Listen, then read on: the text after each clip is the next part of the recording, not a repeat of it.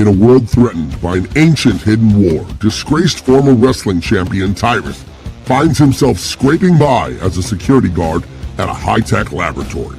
When a freak accident grants him incredible superpowers, he finds himself facing off against Gorgon and her horde of evil man-beasts. Will TYRUS become the unstoppable hero who saves the world, or will he fall and doom us all?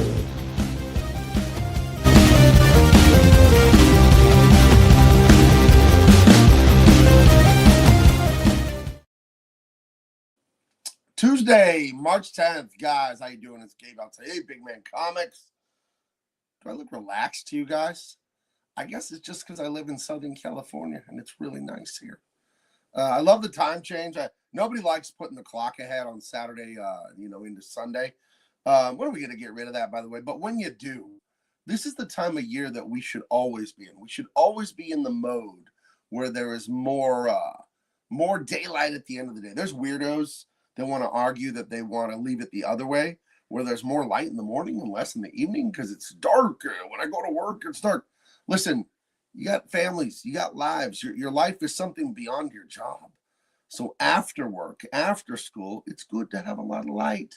Go to the park, go to whatever sports practice with your kids. I prefer the light more at the end of the day. I want as much light as possible. I don't want it to get dark ever. I'm one of those guys, sleeping is part of necessary, requirement for our health. But, I love doing stuff. I love being busy, and I love the light. There's just something about living in Southern California. It's like no place on earth. There's nothing like it. For all its problems, it really is the best part of America. My daughter, excuse me, burped some of my lunch. My daughter turned 29 years old yesterday. Treasure Ellen said, good evening to you. How you doing? Thank you for being here. Hit the like, hit the share. Guys, my daughter turned 29 years old. 29. I'm 47. She was 18 years old when I was born, and I can't believe the amount of time that's gone by. We went to SeaWorld because she wanted to swim around with the beluga whales. So her and her brother, who's 2 years younger, he's 27, they swam with the beluga whales, and me and the granddaughter and my wife, we watched. It was a great day, great family day yesterday. I got some work done, but they also went to a wonderful dinner at a Chinese dim sum place. I don't know, things are going good. The TYRUS graphic novel campaign, guys, you're gonna want this. If you don't have this yet, what are you even doing? What are you doing with your life if you don't have this yet? The Unstoppable TYRUS. We have 6 different covers, right? Yeah, 6 different covers. Pick the one you like, or I don't know, get them all. I won't stop you. We're getting pretty close to putting in the orders. We're going till next Friday, March 9th at midnight Pacific. It's over. You will no longer be able to order a autographed version of this after next Friday. You will no longer be guaranteed to get a first printing. You can still get, second, third, fourth. We'll print this thing forever, TYRUS and I. But the first printing order cutoff is next Friday. We cannot guarantee a first printing if you order after next Friday, and we will not take any more requests for autographs after next Friday. So if you don't have it, bigmancomics.com, as you see, boop, right there in that thing in the corner there. So check that out. Also, this is in the campaign too, the Raw book, pencil sketches, raw inks, some of my insights about creating a comic book. Go and get that too. You can get the book and the art book. You can get all the different covers. We have awesome t-shirts. As you know, I make great t-shirts for my comics. Oh, Gabe looking swole, looking nice. And we still have available on the website, Dean Cain All-American Lawman, Volume 1, EMPYREAN, Volume 1. Go check those out, guys. These are awesome adventures, and these are in stock right now. So you can get these too while you're there, and, you're going to love it. You're going to absolutely love this. So anyway, that's what's the latest there with me and my life and my family. How is everyone doing out there? We await Jericho Green. He is, of course, busy. He's got a wife and some children. Nobody knows where he is. It reminds me, are any of you old enough to have watched The Electric Company on, I think it was PBS? It was a children's educational program. It was sort of like Sesame Street. I have the vaguest memories of it. It was on in, I think, the 70s into the early 80s. and just do all these wacky little skits and all these little things for kids, some like crude animations. But they would have Spider-Man on there a little bit, and there was a theme song for Spider-Man. Spider-Man, nobody knows who you are, something like that. And I did not know that was a song from a show until like 5 years ago. It was a buried, a repressed memory. I thought there was a song I made up when I was 4 years old. My grandparents had a Mexican restaurant, and Jericho's entered. Let's see, add to stage. My grandparents, as I've said many times, welcome Jericho Green. How you doing, buddy? Right. What does bumbleclot even mean? I don't know. It's not good. If somebody Hopefully calls you a some- bumbleclot, it's not good. It's a horrible word in the Jamaican dialect. But I agree. Did you ever see the Electric Company on television, Jericho? The Electric Company? Yeah, it was like a knockoff of Sesame Street. It was also on PBS, I believe. It was short-lived, like at a WGBH Boston or something like that. I feel like I might have, but I'm familiar with that, I think. All right. There was just a segment on there featuring Spider-Man. And they had this song, and it would go, Spider-Man, nobody knows who you are.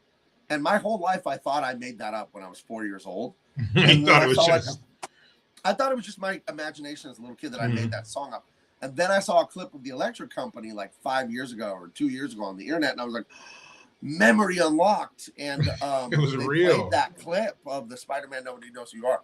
But I would, out back of my grandparents' Mexican restaurant, I would take a, you know what a zombie is with a soft drink? So where you take the cup. When you're little, you hold a cup with two hands, right? Because you're so little. And I would go to the soda machine in my grandparents' restaurant in the kitchen. You know, Coke, Diet Coke, Orange. Oh, yeah, suicide. That's called a suicide, a zombie. I make a zombie, carry it out to the back parking lot behind the restaurant, and then I'd go, Spider-Man, nobody knows who you are. And I'd throw the soda on the parking lot ground because the splat looked like Spider-Man's web to me. So I've had that memory my whole life, but I thought I made the Spider-Man song up. I didn't know that I saw it on the Electric Company. So did one of your grandparents come out there and Spider-Man your ass for wasting their soda like that? They have no idea that I was doing that. You know me quite well, but one thing I haven't really touched on, I guess, my childhood, I was mostly alone. My dad was working 3 jobs. My mom was working and going to grad school. My dad was also going to grad school. My grandparents were running a restaurant and tortilla factory. My brother was in kindergarten. I was alone a lot when I was little. You know, a lot of my childhood memories are just being alone. So, I'm sure they might have at least said something if they saw you throwing that bucket. So yeah, just throwing the profits on the parking lot on the ground. But I got to find this Nobody Knows Who You Are. Okay, I'm going to find a clip for it on YouTube. Now, I'm doing this on the iPad, so I can't, like, play it, but I can play it on my phone. Let's see. Let's see it. It's this one. Yeah. Whatever a spider can. Everyone knows that. Mm-hmm. But I think at the end of it, they say nobody knows who you are. Hold on. Oh, yeah. At the very end. Right. Like the last words they say. Maybe they said nobody gives a fuck who you are. That's what they said. I don't know what part of the song that was, but I remember Spider-Man, Nobody Knows Who You Are. But yeah, this was the kind of shit they would play on the Electric. I don't know. I'm not gonna do this because now it wants to play a Subaru commercial. So no, now it thinks you're a lesbian. Today's show is brought to you by Women's Softball Leagues and Subaru. And buzz cuts and CrossFit and forearm tattoos and hairy legs. I could say some awful things, but I won't. I'll say them. Yeah, one of those like that song. You have those memories that are kind of foggy and hazy in the back of your memory. They're kind of out of focus in your mind's eye, and you're like, what was that? Because you just have this little snippet, that you replay in your head. And one of the few times that I was actually able to. And it's not that this thing I didn't forget about, but it was something I hadn't seen since I was so little that that's all my memories were little snippets here and there.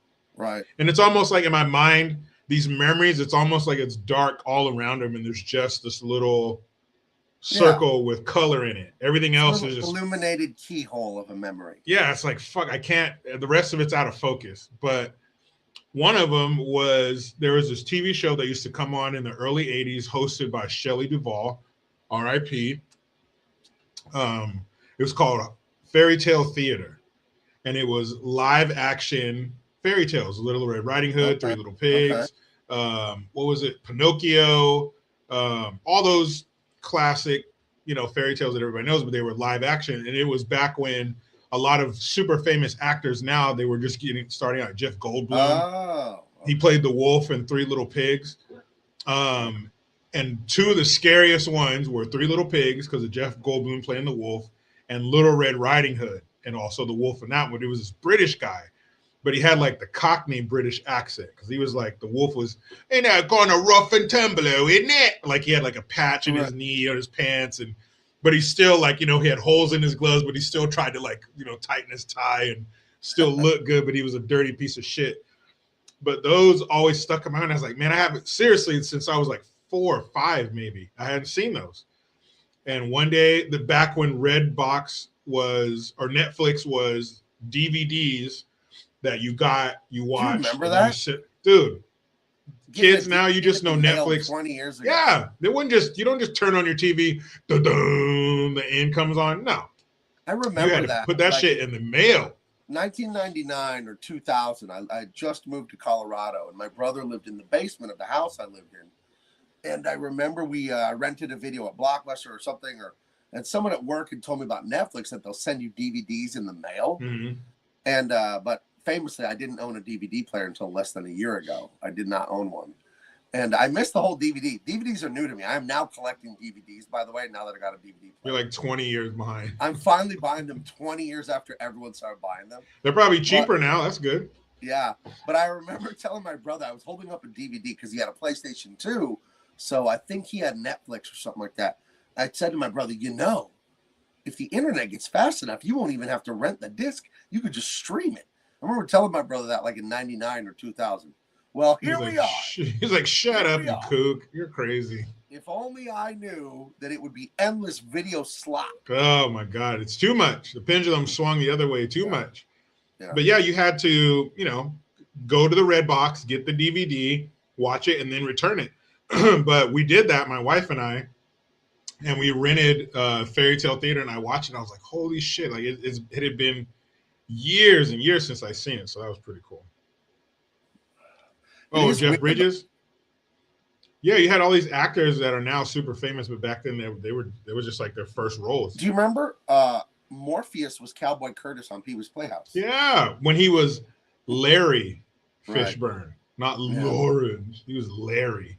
Yeah, he sure was. That show was like a acid trip, like a 30-minute acid trip. I love Pee-wee's Playhouse. It was so weird. As a kid, it was awesome, but look at it as an adult, you're like, this shit is weird. I think there's a verse in the Bible that I apply to being an artist in a roundabout way. I mean, I take it literally in the Bible. To enter the kingdom of heaven, you need the heart of a child.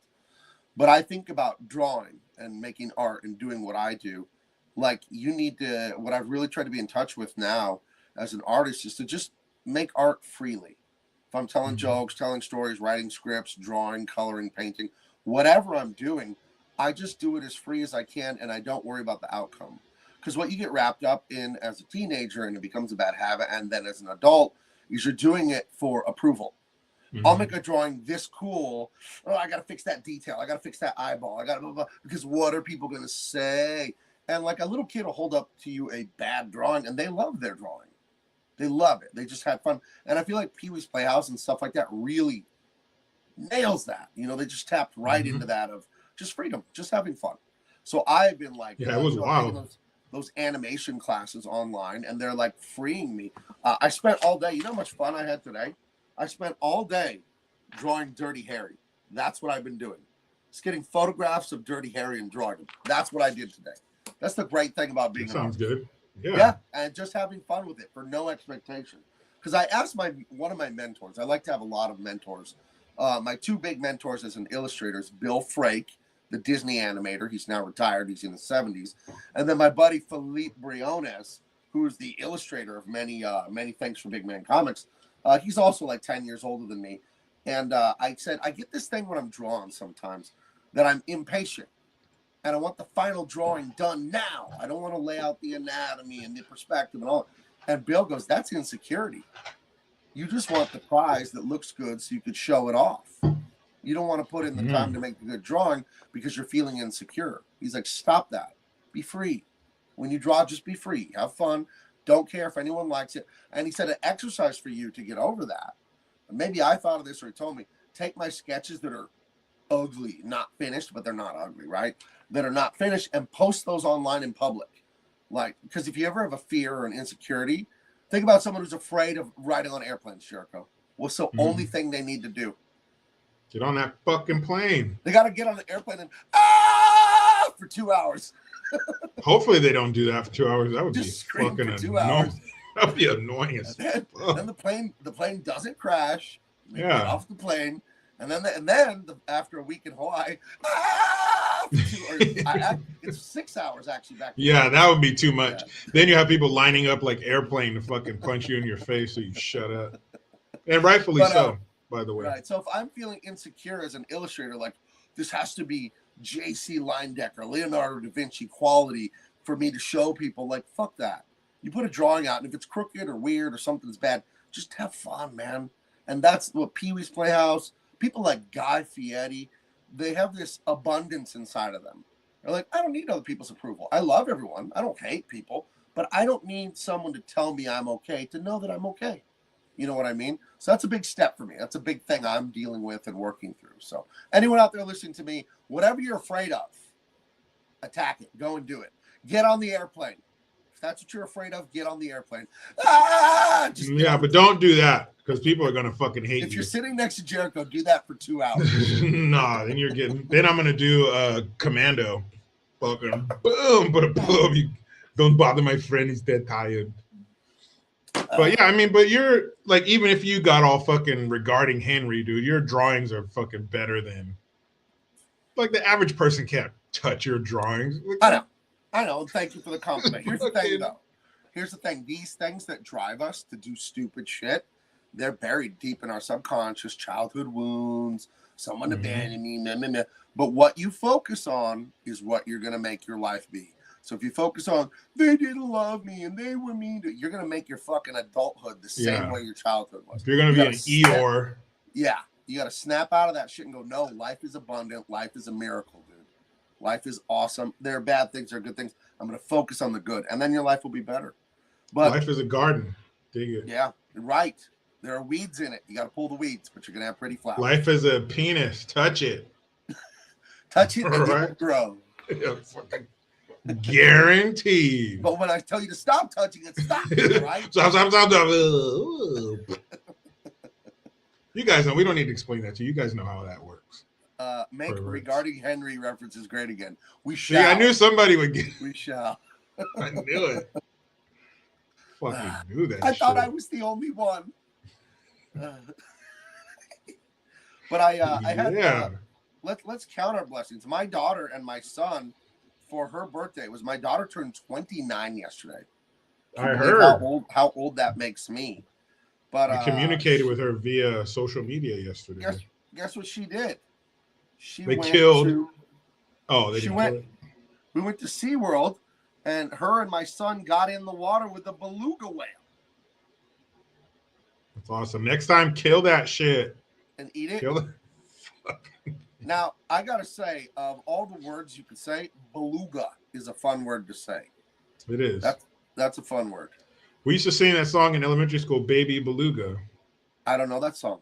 Baby Beluga in the Deep Blue Sea? Oh, man. We would sing Baby Got Back when I was in school. Now that's what you call a gifted program right there. I like the guy saying, I like big butts and I cannot lie. What scenario in life would you be in, Jericho, where I said, hey, Jericho, do you like big butts? And then your best option was to lie to me and say, no, I love pancake asses. What scenario? I'll tell you exactly. When your fucking wife's right here, that's when you go, nope. But that's Don't only like if your them, wife doesn't have a big butt. Don't like any of them, any types. Yours, that's the only one I like. All the other ones, ew, gross. But well, you see again something that you missed, and this is probably good that you missed this. What did I miss? When speaking of Baby Got Back, when that song came out, number one, the way it starts, those two girls. Oh my God, Becky, look at her butt. So the dun dun dun dun dun dun dun dun dun. I was like, what the hell is this going to be? And then the first line, I like big butts and I cannot lie. And then you hear the song. This is what, 91? So I was like 11. So you hear this song 5,000 times on the radio. Yeah. And then you see the video and you're like, what? There's like a giant 20-foot ass, like paper mache ass in the background. Right. And he gets on top of it and starts rapping on this giant butt. I was like, not just me, but the world was like, what? What's amazing about that, hold on, I'm going to call it up on my phone. That's why I have to do images today. Falling Down, Baby Got Back. So in the movie Falling Down that we love with Michael Douglas, he's in that, he's in a parking lot somewhere. And, okay, I'm going to hold this up to the camera. There he is. Do you see what's behind him? Yeah, a big old ass. There was a big butt, an inflatable butt in front of like a Tower Records or a Sam Goody Records for Baby Got Back. So while they were filming that movie, that song was blowing up the charts with two just big old ass. Wiggly, jiggly mounds of goodness. But I want to go, maybe not.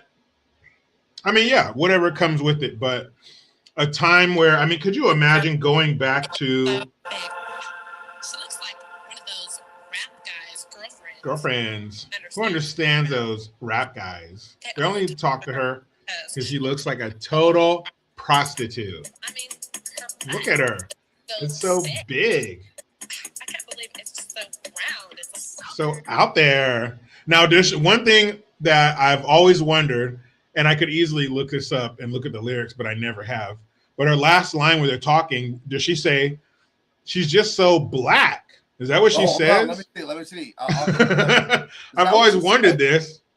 It sounds like she says, she's just so black. And he goes, I like big butts. And I'm like, you can't really say that.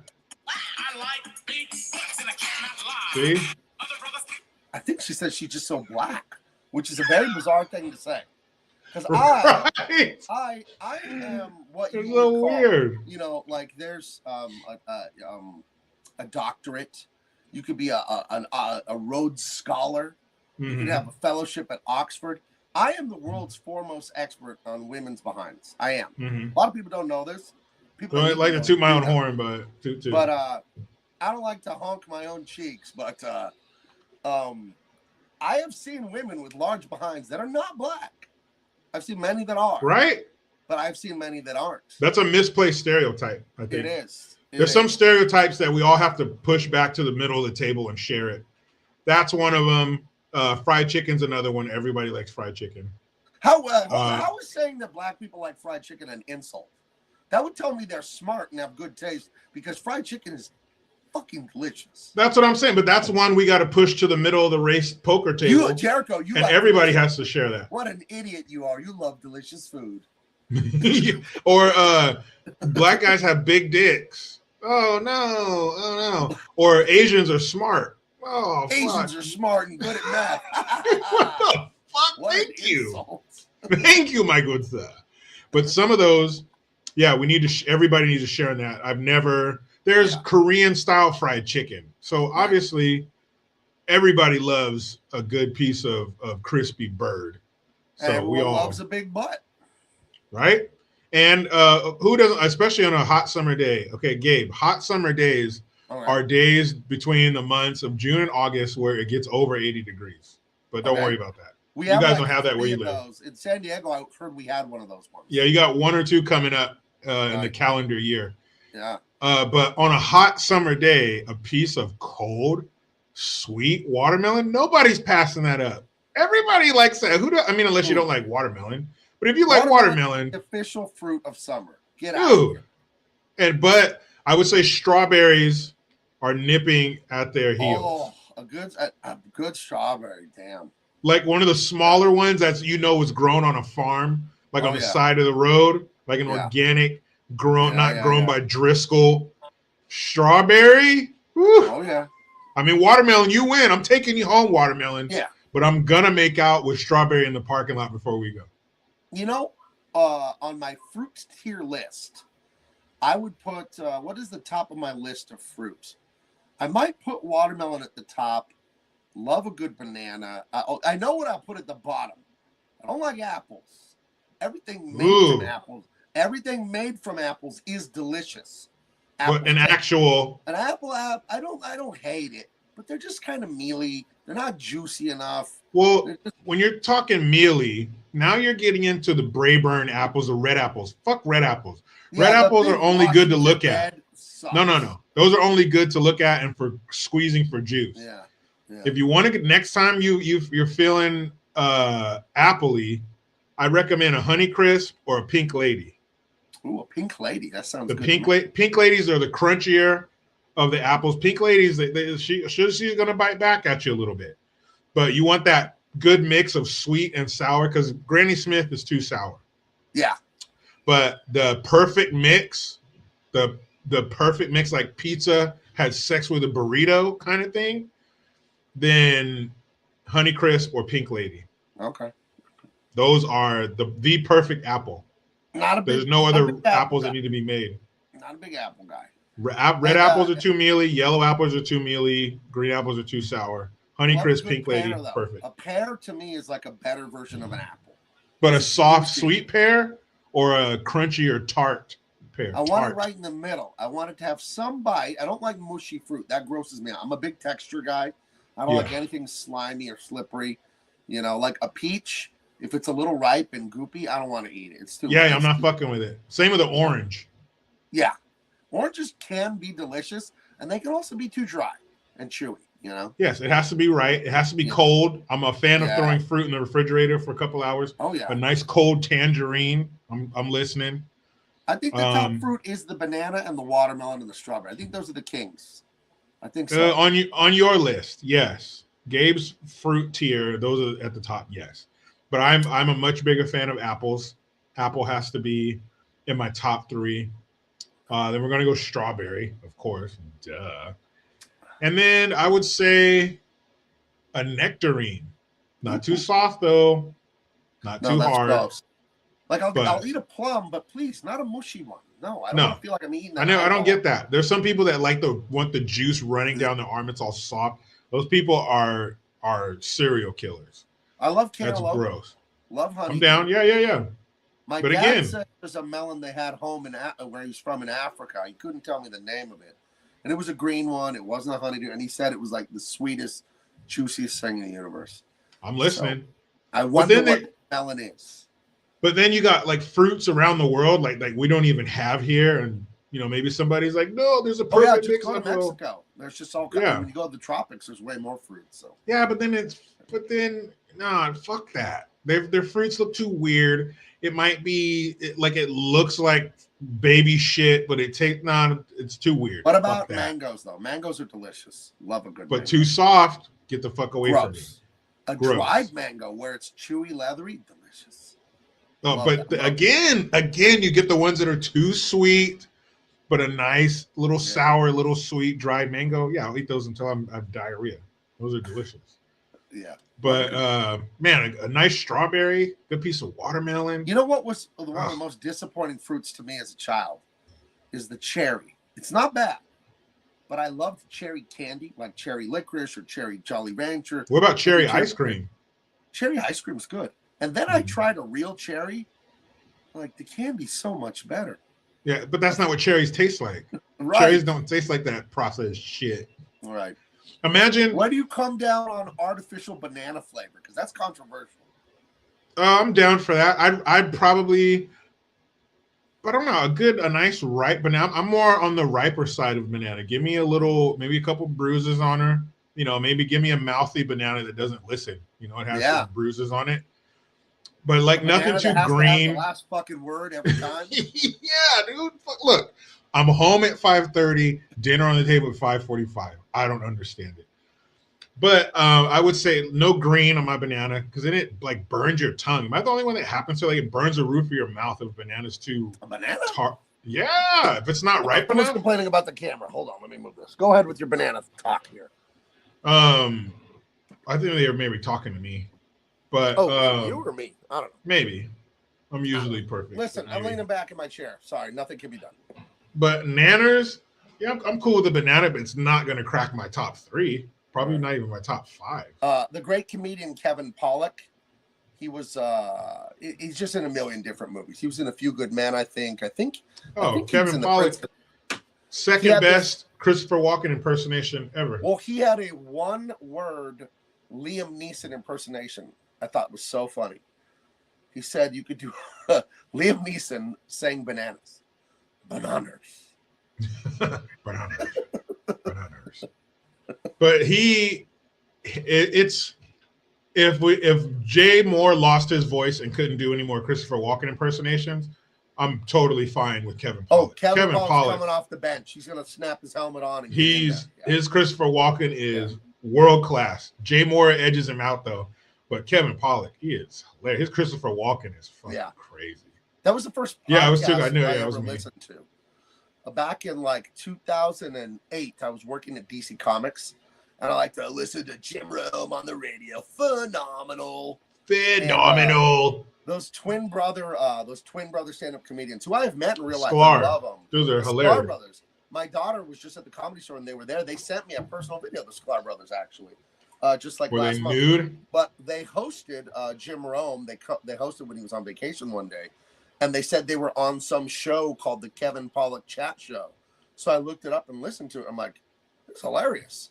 And then it has to be. Yeah, and then I listened to a lot of podcasts. I got into a lot of podcasts after that. Not a big podcast guy anymore. I used to listen to a ton of comedy podcasts, but not anymore. So speaking of podcasts, I have a new show coming on this channel. A new show with my friend Cecil Lammy. He is the #1 sports talk radio guy in Colorado for the Denver Broncos and all that. He's a big comic book guy. He writes comic books and he publishes his own. We are going to do Big Gun. It's Smoking Gun Comics and Big Man Comics. And we're going to talk about our love of comic books and illustration and all that. And so we're probably going to start that about the end of the month. So what he wants to do, since it's a business expense, is he's going to come out to California. He's going to come here to my town, San Diego, every 2 months. He's going to rent like a nice hotel room and all that. And then we're going to gang tape like 8 or 10 episodes and play those for the next 2 months.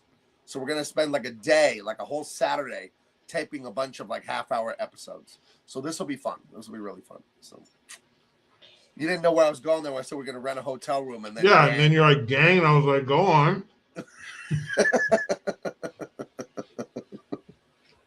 I'm listening. We're going to gang tape a bunch of episodes of Big Gun Comics or something like that we'll call it. It's going to be a third show. So I have 2 sketchy guys, me and Bill Frank, talking Disney animation and being illustrators. And then I'll have Big Gun Comics with me and Cecil Lammy. And then, of course, Double Impact with me and the Midnight Lover himself. So that's right. And I'm starving. I made this delicious sandwich. So I'll be periodically going off camera to fuck this up. Got a little ham, turkey, lettuce, tomato, peppercini, and red onion. Is there any cheese or mayo or vinegar or oil? What is the sauce? Little bit of mayo, no cheese, and it's on the Dave's wheat bread. That sounds good. There's all kinds of like killer bread, dude. There's like oats and like sunflower seeds and all kinds of stuff, dude. There was when I worked at DC Comics about right by my house here, there was it's all banker stuff, and it's one of the richest zip codes in America where the studio was. So there's all these like exclusive banks and all the rich people stuff. Brooks Brothers, tailored suits, But there was a sandwich place called the Sandwich Club. And man, they had these celebrity name sandwiches on the menu, and they had the Joe Namath. Oh, my mouth is watering thinking about it. It was whole wheat, ham, turkey, cheese, lettuce, avocado, bacon, onion, pickle, pepperoni, mayo, mustard. But they made the sandwich the way you would make it at home. Mm-hmm. Like with enough meat, like enough bacon, like enough avocado. Oh, man, I'd order up one of those. It was only a block from DC Comics' office there. And rest in peace, Sandwich Club. It is no longer there. But it was a good time. Jennifer says, you are giving off sandwich influencer vibes. We went They go like this and like block the light from the camera. What's that thing where those women, the annoying women, they go on there and then they click their fingernails? Oh, the AMSR, some shit. Oh, jeez. Disgusting. I don't know. That's for women, though. That stuff, like, whatever. Women like it. For broads. Treasure Ellen is sad that she doesn't have a sandwich. Well, you're a lady. Get in the kitchen and make one. No, kidding. Ew. Just wait till you're told to make one. I keep. Yeah. I was thinking, is the sandwich the top food of all time? Because, pizza's good. Steak. It's up there. But I feel like you can't beat a good sandwich and a good sandwich, your favorite soda, and your favorite chips. It's hard to beat that, dude. It's hard to beat that. So, I don't know. No. And the cool thing about sandwiches is either hot or cold to be in the running for greatest food ever. If I see an open-faced sandwich on the menu at a diner, I'll usually order it. One of my favorite ones is like this place here in San Diego. There's two of them actually that have it, like a Thanksgiving kind of thing. So it's bread, turkey with gravy. Then there's some cranberry and some stuffing. So it's kind of like Thanksgiving, but it's on an open-faced bread thing. Also, roast beef with gravy, open-faced sandwich. That's right. Also, yeah. Well, you can go cold sandwich club, turkey club. You can go hot. The endless hot sandwich is a Philly cheesesteak. Wait a minute, you're giving me a sandwich that has thin sliced ribeye and cheese goo in it on a fucking fresh Italian fucking bun. Come on. Yeah. Meatball sub. It's endless. The sandwich is in the running for its final four for the greatest sandwiches ever made. Heather says her husband said he has a zipper hoagie. So there you go. Not really a sandwich for everybody. I wouldn't personally want one, but yeah.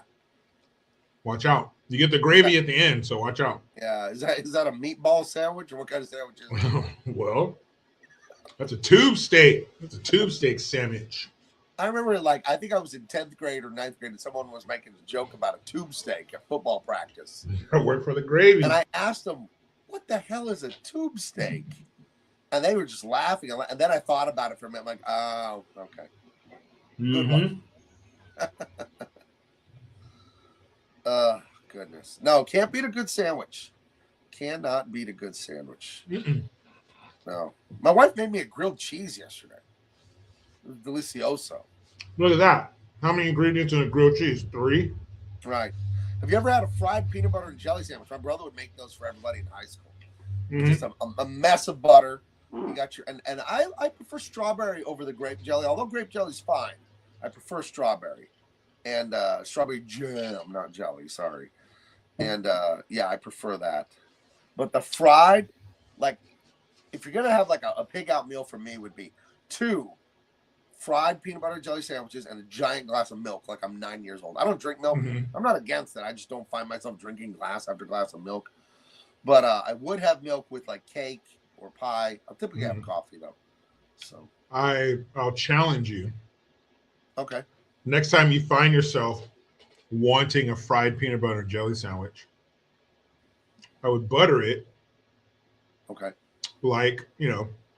You're going to before a grilled cheese where you throw it in there. But I would put it in some cinnamon and sugar mixture. Put on a lower temperature. Okay. That way, after you fry it and it cools, you're going to have a candy-like crust. Where they take the knife and they scrape it on the crust to show you how crunchy it is. So wait, a cinnamon peanut butter and jelly sandwich? Yeah, it'd be almost like a creme brulee on the outside of the sandwich. How is this even possible? Look at this in the chat. Treasure Ellen never had a PB&J. Gabe, Tell them the right. If you're gonna do it,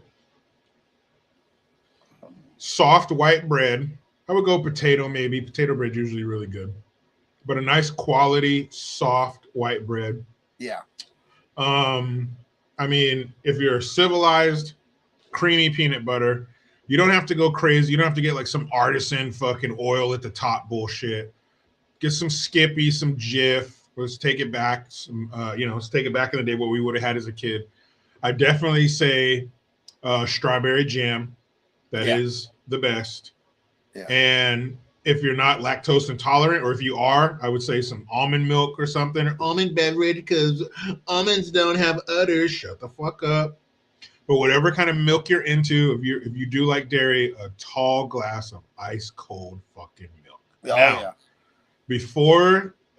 sourdough, whatever soft bread. Yeah. But if you're gonna do it classic, if we could go back in time and set up the perfect sandwich, soft white bread, the peanut butter, the strawberry jam, glass of ice cold milk. Now, before you bite into this sandwich, could you imagine going back to the first time? And make sure you got the peanut butter on top, because you're going to get that peanut butter consistency, then hit that jam. But make sure you have like a tarp, or you're eating it in the bathtub or something, because you're going to fucking when you bite into that sandwich. You're going to want some privacy. Okay? This is a special alone time. Nothing to get paid of. Listen, that's gonna get out of hand. That's Jericho's scenario with the sandwich. Mine is a much more mature and refined take. You can't get too fancy schmantz on the first time. No, we're not. Just this is how I make my dream peanut butter jelly sandwich. Wheat bread, whole wheat bread. Okay, I want it brown bread. If you're 75, butter the bread. We're gonna butter it up. We're going to put the peanut butter on as much as you can put on. How much peanut butter? As much as you can without the sandwich. Yeah, don't be afraid. In either scenario, be generous. Yeah. As much peanut butter and as much strawberry jam as you can get on there. Then, flaky, crispy bacon in the peanut butter and jelly sandwich. Then, fry it in a pan, butter both sides so it's just sopping with butter. Then I want my big glass of milk, or I want my coffee. But bacon, peanut butter, jelly on whole wheat, toasted, and it has to be crunchy peanut butter. And it has to be the organic, real peanut butter that you have to stir. It has to be. Don't give me that motor oil, fake peanut butter flavored grease. No! I'll call the police on you. I will. I'll do it. I don't care. None of that Jif. None of that Skippy. That isn't peanut butter. That's mechanical industrial lubricant. It's not food. But if you're talking as a kid, that's what you would have had. That's the childhood PB&J. Gabe's version is like you're a virgin and you're having sex for the first time with like Janet This is Jameson. what I had growing up. My mom took the care to make a good sandwich. Sorry. But that's like you're a virgin and you're having sex with a porn star for the first time. That's too advanced. They're doing shit that you're not ready for. Speaking of being amorous and peanut butter, did I ever tell you I was at Vaughn's? That's our grocery store here in California, for those of you that don't know. And I was buying the Laura Scudder's chunky peanut butter that has the oil at the top, and you got to stir it up. And it's kind of a pain in the ass to stir, especially if it gets cold in the winter or something.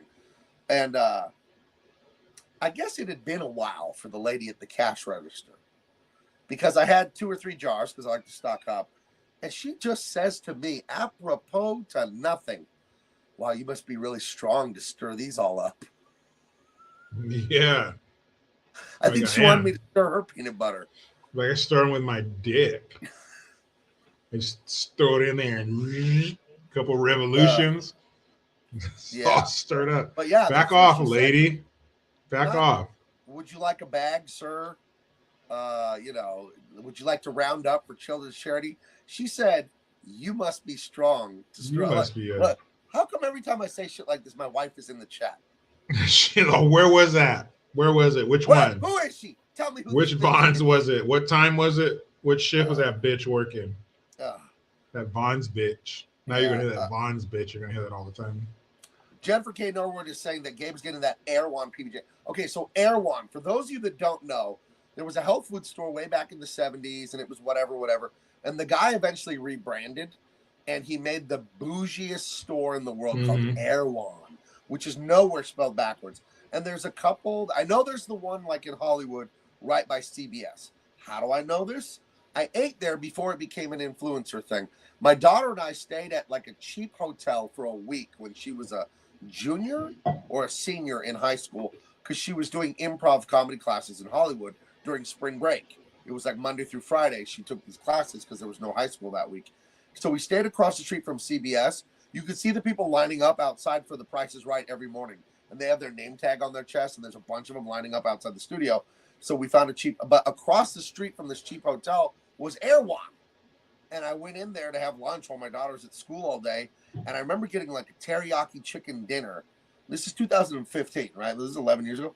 And it was like less than $20, but a lot for grocery store deli food. And I didn't know that it was a bougie, overpriced place. But if you go there, it's like Justin Bieber's wife. She's got a smoothie there that's famous, and it's like a $30 or $20 smoothie. They have bottled water that's like, like $30 a bottle. Like the place is like the kind of prices and products like you're like, really? But I didn't. Yeah, 24 pack of 16-ounce spring water is $80. Right, and the only reason I went there is it was across the street from the hotel, and that hotel was horrible. CMOS gummies, $42. It was the Melrose something. It was this yellow hotel, and the entire lobby smelled like curry. I think the people that ran it lived there, and they must have been cooking downstairs day and night. But the hotel smelled, the lobby smelled like BO and curry. I could not really distinguish. A lot of cumin smells. A lot of cumin. Erewhon hoodie is $170. Yeah, like a normal person would get. A $15 kale chips with raw ranch is like $15.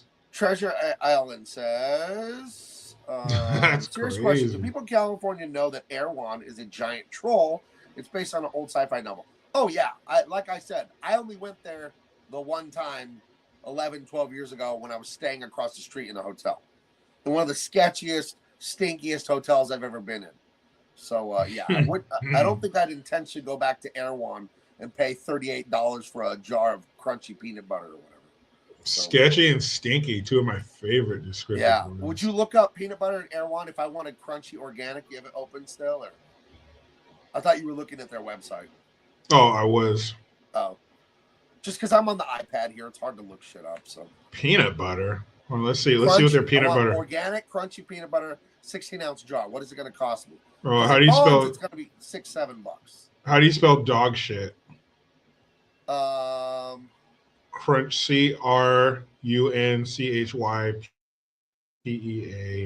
yeah. Right? Yeah. BUTTER. That's how you spell dog shit. That's how you spell the superior food of champions. Same thing. Dog shit, crunchy peanut butter. Okay, Erewhon. If you want Erewhon roasted peanut butter, $12 a jar for this particular jar. How many ounces? Let's see. It's like a little 9-ounce jar or something. What the fuck? They just tell you, we won't tell you. You'll have to get size matters. It doesn't say. It just says just peanut butter, dude. Why are you so nervous? It doesn't say. It just says fucking $12. The moral of the peanut story butter. Is, don't go to Erewhon unless you're staying at the stinky hotel across the street like me, and you get tired of the taquito place down the road. So, the thing about Erewhon, though, it's like a block from the Grove, and the Grove is like a fancy mall they built like 20 years ago. And if you go to the Grove, you're guaranteed to see a celebrity or two almost. It's very weird. I ran into Jeff Ross there. I ran into Fred Stoller there multiple times. You know Fred Stoller? He's one of those character actors. He was on Seinfeld, many other shows. Fred Stoller was an interesting guy. But I ran into him there like a couple days in a row. Because when my daughter was at this improv class, I was like, what am I going to do all day? I would do a little bit of work for DC Comics. I brought a computer with me, but then I just go out and get lunch and do things around Hollywood. Not that exciting of a place like you would think. Not just filming movies day and night on the streets there, And it's on East Martin Luther King Boulevard. Oof, watch out. There you go. Those I'll are tell you usually this, fucked up spots on the if map. you love traffic, Hollywood makes for a hell of a vacation. If you got a hard on for traffic, if you're like, at any time of the day, by the yeah, way, if you're like, I want to sit in this car anytime, and not know when I'm going to get to where I'm trying to go to, go to Hollywood, West Hollywood, Burbank, Silver Lake, Culver City, any of them. You'll love it. If you love traffic, LA is for you. Yep. And you might think, oh, well, just don't drive at 5 p.m. or 8 a.m. It doesn't matter. No, my friend. It doesn't matter. Any time of day. What about 2 o'clock in the morning? It doesn't fucking matter. At 2 o'clock in the morning, there's 9 million people on the road instead of 18 million people on the road. How about that? So it doesn't matter where you're headed, traffic. It's crazy. People's brains must have evolved living down there. I don't know. I don't know. San Diego to deal with that. Pretty moderate traffic, not too bad. But I work at home, so I don't have to deal with it. But there's a freeway in San Diego that's horrible, the 805. And I see it when I drive by it sometimes during traffic. I'll be going to dinner somewhere or something. I'm like, I don't know how people do that every day. How would you do that every day? Can you imagine crawling or being at a stop for hours per day? I don't know. Hours. Oh, man. What if an ambulance needs to get through? I have no idea, man. I don't know. I'm not. Like everybody just pulls over to the right? What the fuck? I've been working at my home or at an office I didn't have to show up early to, DC Comics, for the past quarter century. So I don't have to deal with offices or traffic or anything like that. When I worked at DC Comics, the official hours as a Warner Brothers employee was 7 a.m. to 4. Do you think anyone showed up to color comic books at 7 a.m.? 6:30. You think that's what went on? I remember I showed up the first day at 7. There was no one there but the main editor. And the only reason he got there so early is because most of the editors were in New York City. So he had to email and talk to them early in the morning because they're 3 hours ahead. But other than that, it was a ghost town until like 9, 10 in the morning. You know? Yeah. So. I remember when I was a DJ, my program director, he told me when I first started, I was assistant promotions director. And he was like, yeah, man, as far as lunch, just keep it under 3 hours. Like, all right, no problem. And I come in and there'd be a list of things to do on my desk every morning. And he told me, he's like, yeah, when that list is done, you're done. You do whatever you want for the rest of the day. And I knocked that shit out so quick. As soon as I got like within the first hour or two, my shit's all done. So I'm just fucking around for the rest of the day. It was a lot of fun. Yeah. I don't think you and I could have been like Jim Halpert kind of guys. And God bless the people that do it. You know, the office guys and the Excel spreadsheets and the Jericho, your lunch was over 3 minutes ago. I wasn't I don't think I was made for that kind of life. No. Like I said, I've been drawing Dirty Harry all day. That's what I chose to do today, so that's what I did. So, you know. Not bad. Yeah, it was fun. Not bad. Not bad. Not bad at all. Yeah, like check it out. See, here's more. I was just finding photos of Dirty Harry online and then just drawing them, you know. So, because I have an upcoming book that I am writing called The Citizen. He's an average citizen. He's had enough. So he turns into a vigilante. So I want to tap into that Charles Bronson Death Wish, right? Where he's an architect and he's had enough. I want to tap into Harry Callahan. The feeling of, yeah, I'm a cop, you know, Detective Callahan, but you know what? The courts and all that and the police chief, they ain't doing enough. So I'm going to settle some of this. I watched all five Dirty Harry movies this year. And I think I told you after I watched the 5th one, I told you, I don't think he arrested anyone. I think he killed everyone he confronted. He shot them all. Look, when he shows up, when Callahan shows up on the scene, you know what he's there for. So if you're going to mouth off or do anything but turn around and put your hands behind your back, you're going to get killed. And you should know that. Right. So I have no sympathy. None whatsoever. Yeah. So yes, The Citizen, coming in 2027. I'm giving myself lots of time. But the project I'm currently working on, I'm writing a novel, which is a lot of fun. and we're wrapping up the TYRUS thing by the end of next week. The pre-orders, guys, if you haven't ordered TYRUS and you don't order it by next Friday, you cannot order a signed edition. I'm going to pull the signed editions next Friday. You can still order it after next Friday. I will not guarantee you a first printing, though. So first printings and signed editions, the cutoff for signed for sure is Friday. There might be some first printings left after next Friday. But if you want to get it, then you need to get in now, guys. We've been going for almost, 50-something days or 50 days. You're going to let Jericho, you're reading this to your son currently, correct? I am. He wrote to me on YouTube. I have a comment on YouTube. This is Jericho Green's son. I love your comics. I kid you not. I got that comment on my YouTube. I'll find it. Hey, short and sweet. Short and sweet, man. I don't know if you knew he did that, but that was on my YouTube. It was hilarious. Yeah, we are. Where are we? We are to the part where it's already happened to him, and he and the female lead have just stumbled upon this. I don't know if you call it a temple, but this area that's being guarded by two creatures. And they just told him who he is, and he doesn't know that. He doesn't know. What did you think of all that? I thought it was cool. I thought it was very reminiscent of maybe an Indiana Jones Temple of Doom, because now the story's starting. We've kind of set the table. Right. He got what he got. Now they're starting to follow the trail to do what they need to do to stop what they need to stop. So yeah, we're like cresting the roller coaster. We're starting to crest the hill, and then it feels like all right. Did you like when she made the comment to him about a boulder rolling after them and chasing them? Yeah, I got that. Yeah. Okay, I thought that was fun. Yeah, I love writing that. Guys, get it there. You haven't ordered it yet. What are you doing?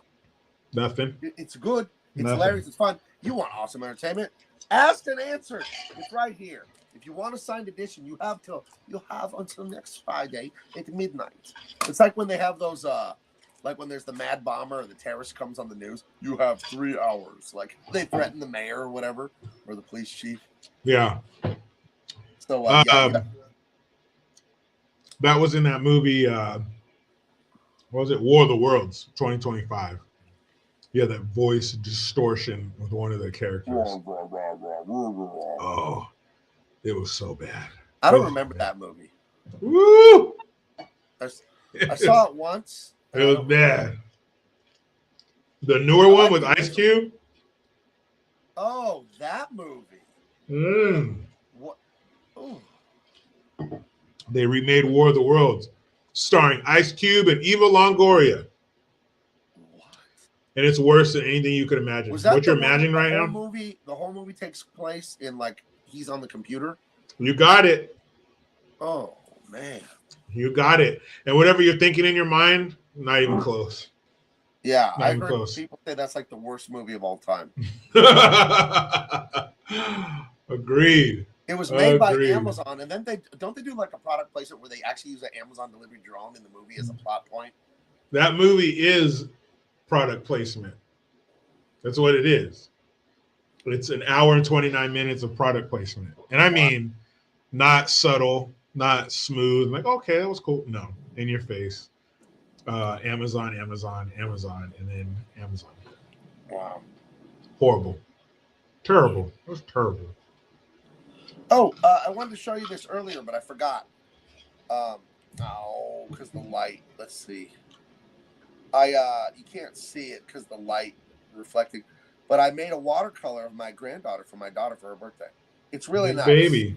You can't see it because if I turn it up this way, it blasts it out, but it's good. I don't know. It was fun though.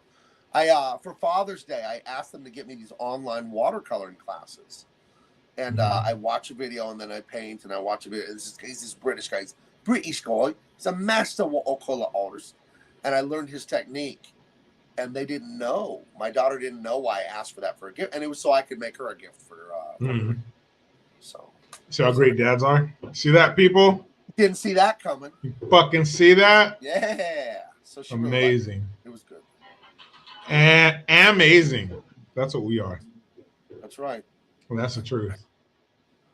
War of the Worlds, starring Ice Cube. Oh, you have no idea, Gabe. I'm not even inside your head, and I know whatever you're thinking isn't even It's fucking War close to how of bad that movie is. None of the Meister points out it's War of the Worlds. War of the Worlds.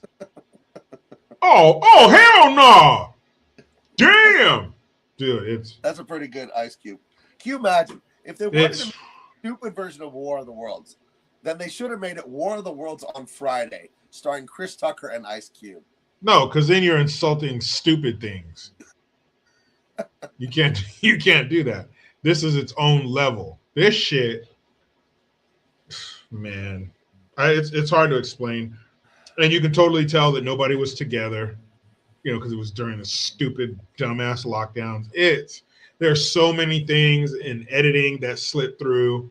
It's just bad all around. It's just real bad. Monument. It's a moment in frozen time, a monument to the stupidity of the lockdown. Mm-hmm. In a non-serious way. Certainly. I mean, very serious things with the lockdown that were terrible. But this is a fun way to remember the lockdown. Man, it's so fucking bad. It's how is even going back to what 2020, 2022, whenever it was made, because it was shelved for a few years, I think, 3 years. Right. But even going back then to 20, whoa, let's get a time machine. CGI wasn't that fucking bad. Isn't today or tomorrow the 6-year anniversary of the lockdown, right? 2 weeks to slow the spread. Wasn't it about March 10, 11, 12, 2020? Yeah, some shit like that. 6 fucking years ago, that bullshit. Ew. So weird and gross. That time was weird and gross. It ate like and it's 4 years. You know, I consider the lockdown like 4 years until people shut up. I consider the lockdown didn't end until Trump won the re-election. That's how I feel about that era. That era didn't truly end until then. And then we're in a new era after Trump won again. But I feel like people were definitely robbed. All of us were robbed. I mean, can you even really remember 2020, 2021, and 2022? Do you remember those years clearly? No. It just, that whole time, it felt like, looking back on it, it felt like when you go and you eat something bad, how you feel after. That's you just feel dirty. That whole time is just like a gross film on our skin from a cheap soap. It was just fucking gross. How do we go through that? How do we live through that and hear all that rhetoric and bullshit? Because they were telling us, if you don't get the poke, you're a killer. But who believed that? I mean, plenty of people did, but I don't. Hell yeah. I didn't. You didn't. Hell no. But the ding dongs of the world, not only did they believe it, they thrived in it. They relished in it. But it's like because I wanted to tell them, just the people freaking out and screaming, because you're a coward and an idiot is not my problem. I don't have to manage your anxiety for you. Because you can't deal with your fear and anxiety doesn't mean I have to change your life. Sorry. But they wanted you to. You're a coward and a narcissist and a pussy, and it's not my problem. Sorry. But this was their chance. This was their best opportunity to do that, to have you shoulder part of all the shit they're dealing with and make you feel what they feel. And that was a serious opportunity, and a lot of them seized it to be powerful. Yeah. To literally stand there at the door and tell you can't come in here, and you had to comply, or they knew that most people would, and a way for them to get up on their high horse and look down at their nose at you. Dude, you didn't get it. I got 3 of them and the booster. I'm better than you. I traveled more than that year, like 20, 21, all that. It was so good to travel then because nobody was out. I'd go to Vegas. It was nice to be on the road. It was nice to travel. The hotels were cheap. Like, dude, nobody was there. I only went to Disney World the one time, and it was during that shit. And it was like, I don't know. I don't have anything to compare it to, but it wasn't horribly busy. We got on all kinds of rides, you know. It was just and they're like, you gotta wear your mask, and it's like, oh please, fuck you. So you little piece of shit. But that's my. Oh, it was terrible. I don't want to go out of my way to be cruel to anyone, but the fact of the matter is, you don't have a right to make me do things because you're a chicken shit. Sorry. And by the way, all the people who were, pro this and all, you got to take this medicine. You were wrong. Yeah. We were right, and we didn't guess. I didn't guess. I know personally, I did not guess. I figured it out. Even with an art degree from a state school, somehow I figured it out without a biology degree. Yeah, common sense. I know. I figured it out. Wow. You didn't need to be no fucking virologist or have these acronyms after your name to know that maybe we should get outside. It's okay to be around each other. We'll probably share it for a while and people get it, and then we'll build an immunity because the human body is pretty cool. And this just isn't right. The way you're pushing the poke isn't right. What you're doing, the lockdowns and everything, this isn't right. And we know it. We feel it. Right. We knew that. Just being humans.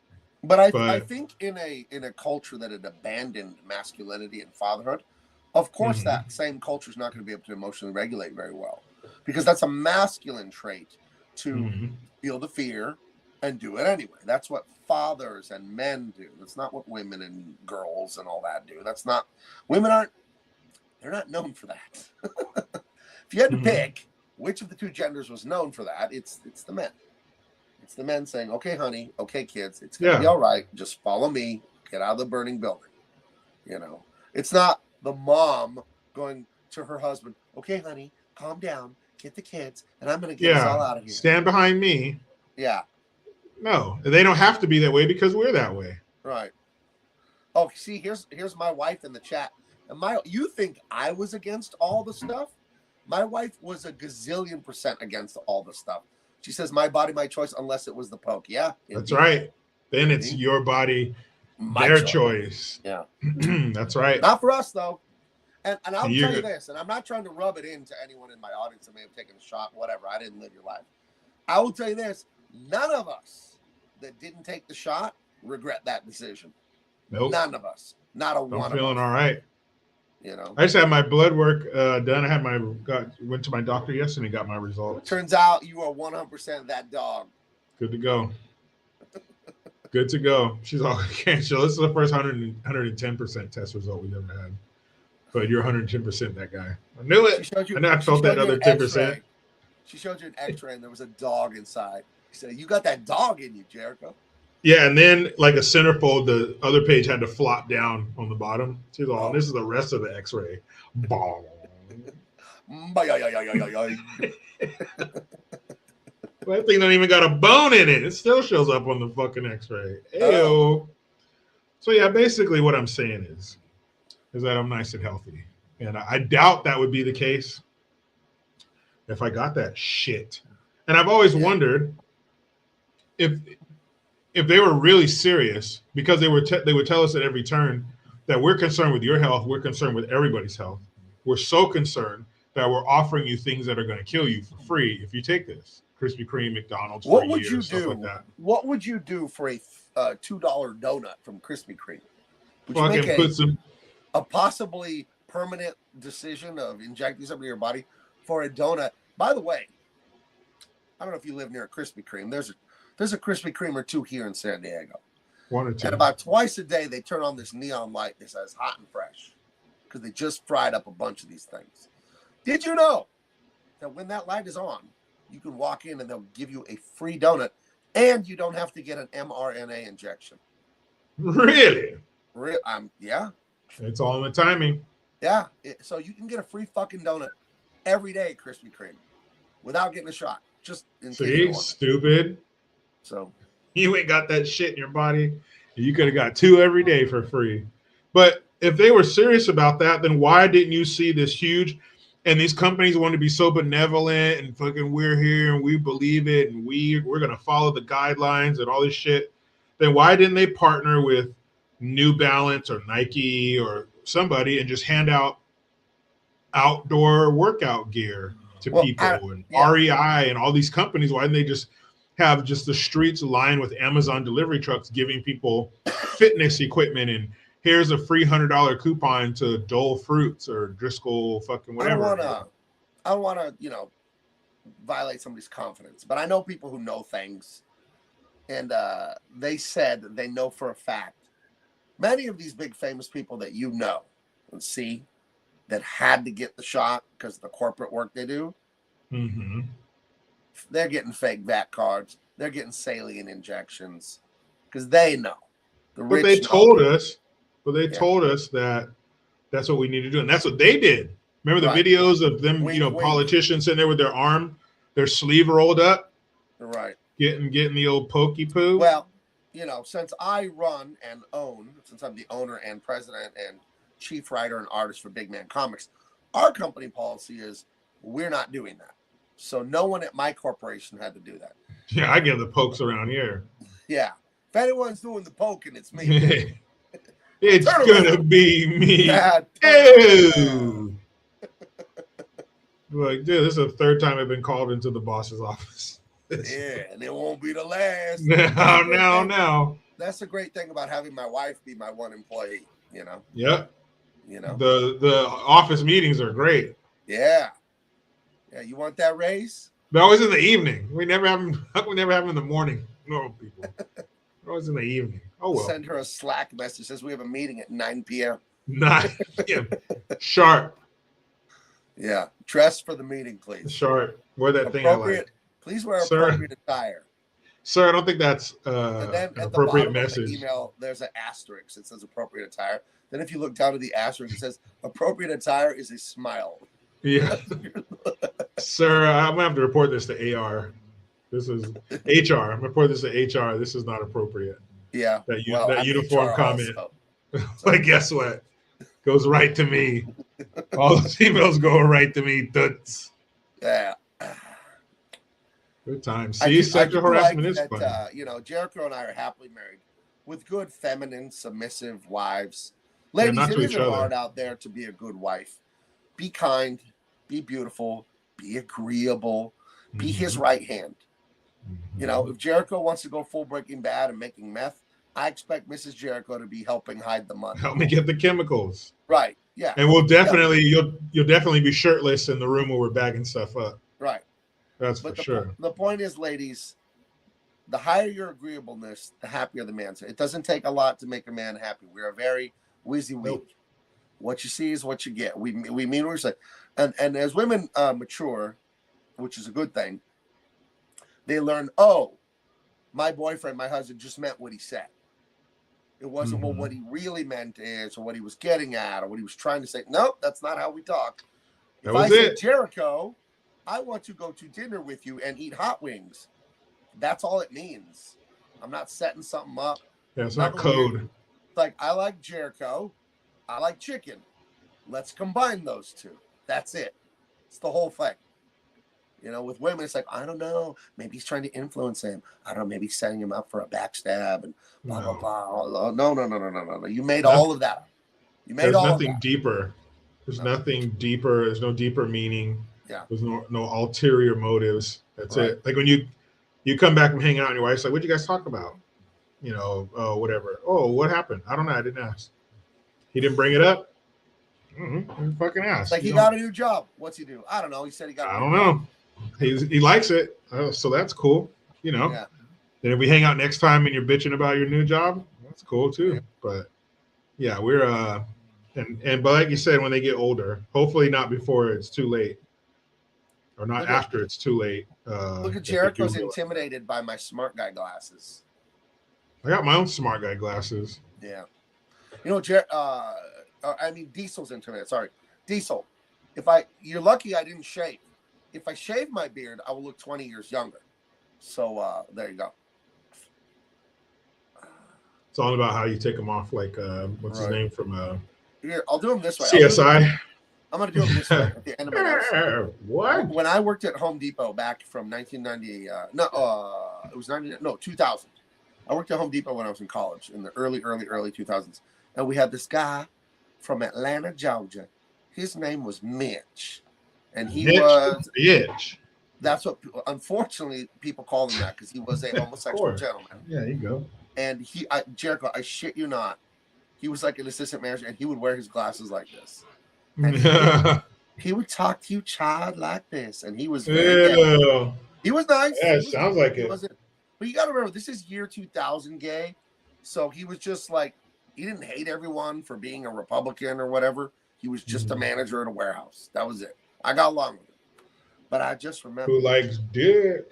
I just remember he sounded like he was an extra from Gone with the Wind. I do declare, Mr. Beauregard. I have always had to rely on the kindness of strangers.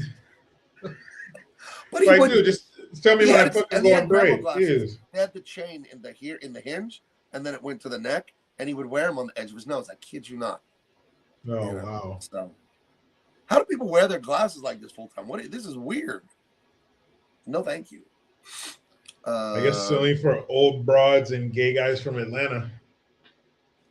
Let's see. I guess from Hotlanta. I guess if you're looking down. I guess I feel like if I'm in a Charles Dickens store, if I was in like Oliver Twist, yeah, or, something like that, A Christmas Carol, then I would wear my glasses like this full time. You know, if I was in Victorian England. But it's not 1893, so. Okay. Charlie Stevens says women want details. Yes, men are headlines, women are details. My wife and I haven't. My wife is the greatest woman in the world. Jericho knows. She's the most wonderful wife. She's so beautiful, agreeable. She's not a feminist. She's not my enemy. A lot of guys are married to their enemy, which is tragic. My wife is my right hand. She's amazing. And but my wife and I, she's very understanding. She's very realistic about the differences between men and women because I am. And as a leader in my leadership, I show her I don't get mad at the way women are. I accept it. We work around it. There are things about men that women find funny. And the thing about women that they do is they tell too many details when they tell a story. And they mention too many ancillary things and too many characters, too many things that don't matter. If it was like, oh, Jericho, this guy at work at the construction site, he crashed a forklift, dude, and he got fired. That's how I would tell the story. It's like, oh, you know Joe, the guy at the construction site, the asshole I told you about? Dude fucking crashed a forklift, got fired. That's the story. What a dumbass. Now, Jericho, how would a woman tell that story about Fred getting fired for crashing the forklift? Oh, so remember last week when I told you? No, wait. Was it last week or the week before last? No, it was the week before last. No, it was last week. No, wait. Yeah, it was last week. Because I remember I told you, and I just got back home, and I brought the thing in the house. Oh, my God, that reminds me. I got to go get it out of the car. I left it in the car. But anyway, what was I saying? Oh, yeah. So the guy at work I told you about last week. No, week before last. He was on the forklift, and then, wait a minute. Forklift. That reminds me. Did you get the forks out of the dishwasher? Oh, my God. Hold on a second. I'll be right back.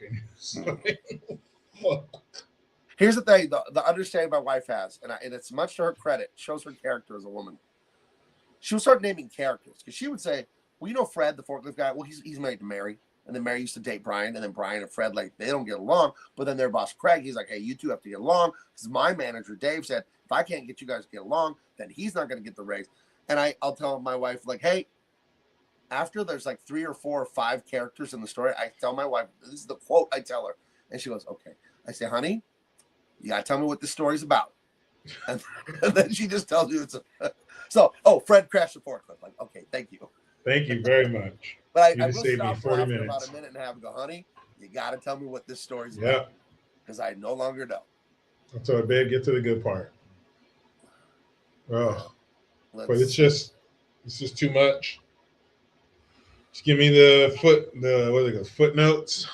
Yeah. I don't need to hear all that shit in between. The Cliff's notes. Not to change the subject, but to change the subject. Yahoyer Max Crosby, the best defensive end in the league, in my opinion. Better than Nick Bonito, better than Myles Garrett, but I digress. He failed the physical in Baltimore. So the Ravens are now backing out of the Crosby. How the hell does he fucking fail a physical? That's crazy. I would like the Broncos to get their hands on Max Crosby. Did he fail a piss test? Is that what you mean? Who knows? Well, the Broncos, they just released Greenlaw. Yeah, I thought that would happen. Too much money, not enough play time. I told he stays hurt. I told you when you guys picked him up. When he played, he was amazing. Yep. The 7 games he played in. 7. Man, that ain't shit. That's not even half the season. Yeah. Fuck that. But what I thought it was funny. Yesterday we were at SeaWorld. I told you because Minnie went and rode on the beluga. She didn't ride it. She went and interacted with it in the water. And that'd be something if they let you ride the creatures at SeaWorld. But it was funny because NFL free agency officially starts tomorrow, but it started yesterday at 10 a.m. Me and my son are just checking Twitter, texting each other. Oh, the 49ers got Mike Evans and this and that. Yeah. And but I was there at SeaWorld and Big Baby was playing at the kids' playground, and there was a guy at the table next to me, and he tells his wife, "Oh, it looks like Tua's going to the Falcons."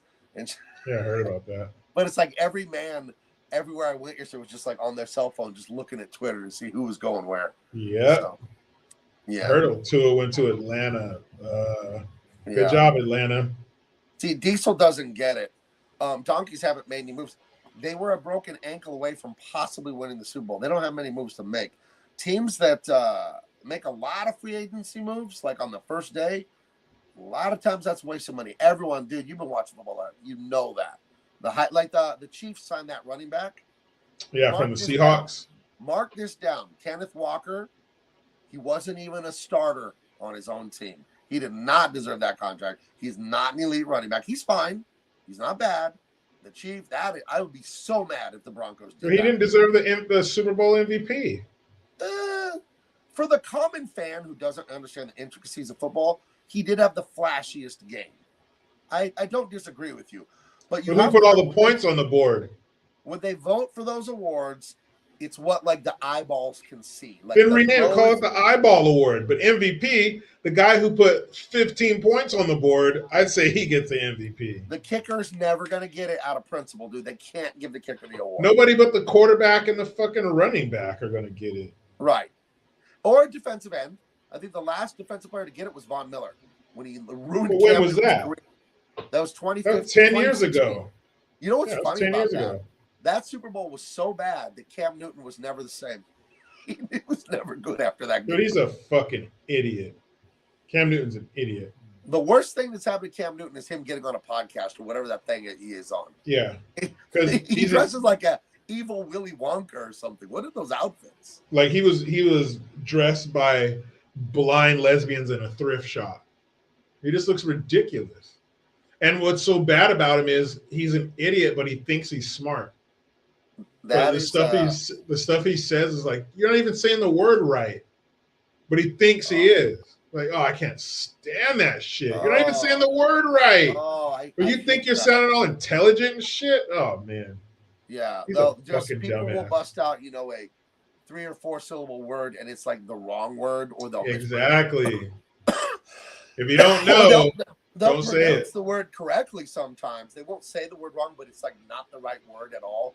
It's like, Yeah. that was a lot of lubrication in that.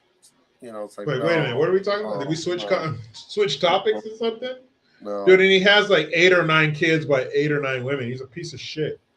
He's one of those people who blame or who use the statistics of divorce to not get married. Oh, well, half of the marriages end in divorce, so why even da-da-da? So I'm just going to go. I haven't found the right woman. I don't want to have commitment issues, so you're just going to go around fucking a bunch of women, making 9 broken homes? Your fucking money doesn't mean shit. You're not there. You just created 9 broken homes from one dumbass. Here's the ugly truth, and I'll just say it because I don't give a shit what anyone thinks. He just created 9 people that will have emotional problems the rest of their life. Mm-hmm. You understand? He didn't. I won't say outright ruin. God bless these kids. Hopefully they'll be grandpas, aunts, uncles, cousins, moms, stepdads. Step in there and help them mitigate the pain of your father abandoning you. But if you're wondering what fatherly abandonment does to a society, you're fucking living in it. All the chaos you see, the evil, the discord, the stuff that in our society that doesn't quit working, you can trace it to one thing. It's fathers. The lack of fathers in households of every demographic is what does all the drugs, the suicide, the death, the rebellion, the anti-patriotism, all the far leftism, people getting into witchcraft, all these alternative, weirdo, evil lifestyle. It's all fathers. It's all fathers. If your father's not there loving you as you grow up, you're going to have some challenges. And to intentionally create that in multiple households, Fuck Cam Newton. Fuck that guy. Yeah, 9 broken homes, and these are gonna be issues they're gonna deal with their entire life. Yeah, yeah. Because it's like, can you heal from that? Yeah, I come from a broken home, and I do a lot of work on it.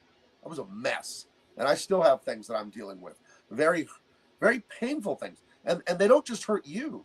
I'm a husband and a father. It's hurt my wife. It's hurt my kids. It's hurt my relationships with friends. It's hurt me in business occasionally. And and you don't go, oh, my daddy did this to me, and then what? I'm an adult now. Yeah. I got to clean it up. It's too bad for me. But a lot of people can't do that. They're not able to, and it ruins their whole life. And you got to look at like a beautiful little toddler, 2, 3, 4 years old. They didn't ask for this. They didn't do anything wrong to anyone. And to send the message to them that you don't love them, that's what not being there does. I don't care what you say, what bullshit, rationalization. Not being there tells your kids you don't love them. Sorry, I don't make the rules. I'm just reporting it. That's how it is. So for him to do that, fuck him. He's a monster. Yep. Let's see. Hold on. I missed the first comment here. As an 80s kid who grew up without a father, I can tell you right now, fathers are needed. 1,000%. Anyone tells you different, send them my way. Cam Newton is an idiot who grew up with no one telling him no. Yeah. And one more. Of all the former football players, he doesn't deserve the platform popularity he has. You know what? Don't be bitter about that, Vernon Hampton. A lot of people who don't deserve things get them. Don't be mad about that. I've wasted time in my life looking at people less talented and they're evil and they're not. And evil people get blessings, man, and they're not from God.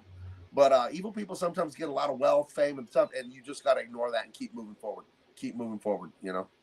So don't waste time on that. But I don't disagree. Cam Newton, the worst thing to happen to him for his image is for him to open his mouth on TV. Because holy shit, we thought you were dumb. But I'll paraphrase. I can't quote it, but Mark Twain, I believe, is quoted as saying something like, "It's better to be thought an idiot than to open your mouth and then prove everyone Leave right." no doubt. Yeah, yeah, that's it. Yeah. Yep. Jeez Louise, it's embarrassing when you hear him talk, and I'm sure the guys, Stephen A. Smith, the Dan Orlovsky, and those other guys are just like, "Oh, Cam, oh my goodness, you sound like a dumb shit." But he's not just dumb, but he revels in it. He loves it. Yeah, and I agree with that. Vernon says, "I'm not bitter. I just call out the issues." Yeah. He doesn't get blessing. He gets the, quote, gifts from a devil's bargain. Indeed. And those kind of gifts, the bill's coming one day. The bill comes due. So I don't want those kind of gifts. No, thank you. No, thank you. No, spank you. No, spank you. Yeah. Do you even watch sports like ESPN, like sports? I don't watch any of that. It's the most left-wing, feminist, it's bad. It's horrible. I don't think I've watched ESPN in a good almost 20 years. Like the late 2007. Yeah, Chris Berman, Stuart Scott. Yeah. Da-da-da. Yeah, that was the heyday. But the only thing, or the worst thing about ESPN and FS1, I'll throw them in there too, is the white dudes, because you got ex-players and shit like that, NBA, right. NFL, whatever. And the worst part is when the white commentators, usually they're not ex-players, they're and I've seen white ex-players do this, but usually they're the broadcaster guy. He's not an athlete, but he went to broadcasting school, and he's the straight guy to this vaudeville, right? And when they start kissing the black athletes' asses, the George Floyd, or if it's during February, Black History Month, I'm like, dude, shut the fuck up. Get your nose out of their asshole. Take your nose out of their sphincter. You fucking brown-nosed cuck piece of shit. Shut up.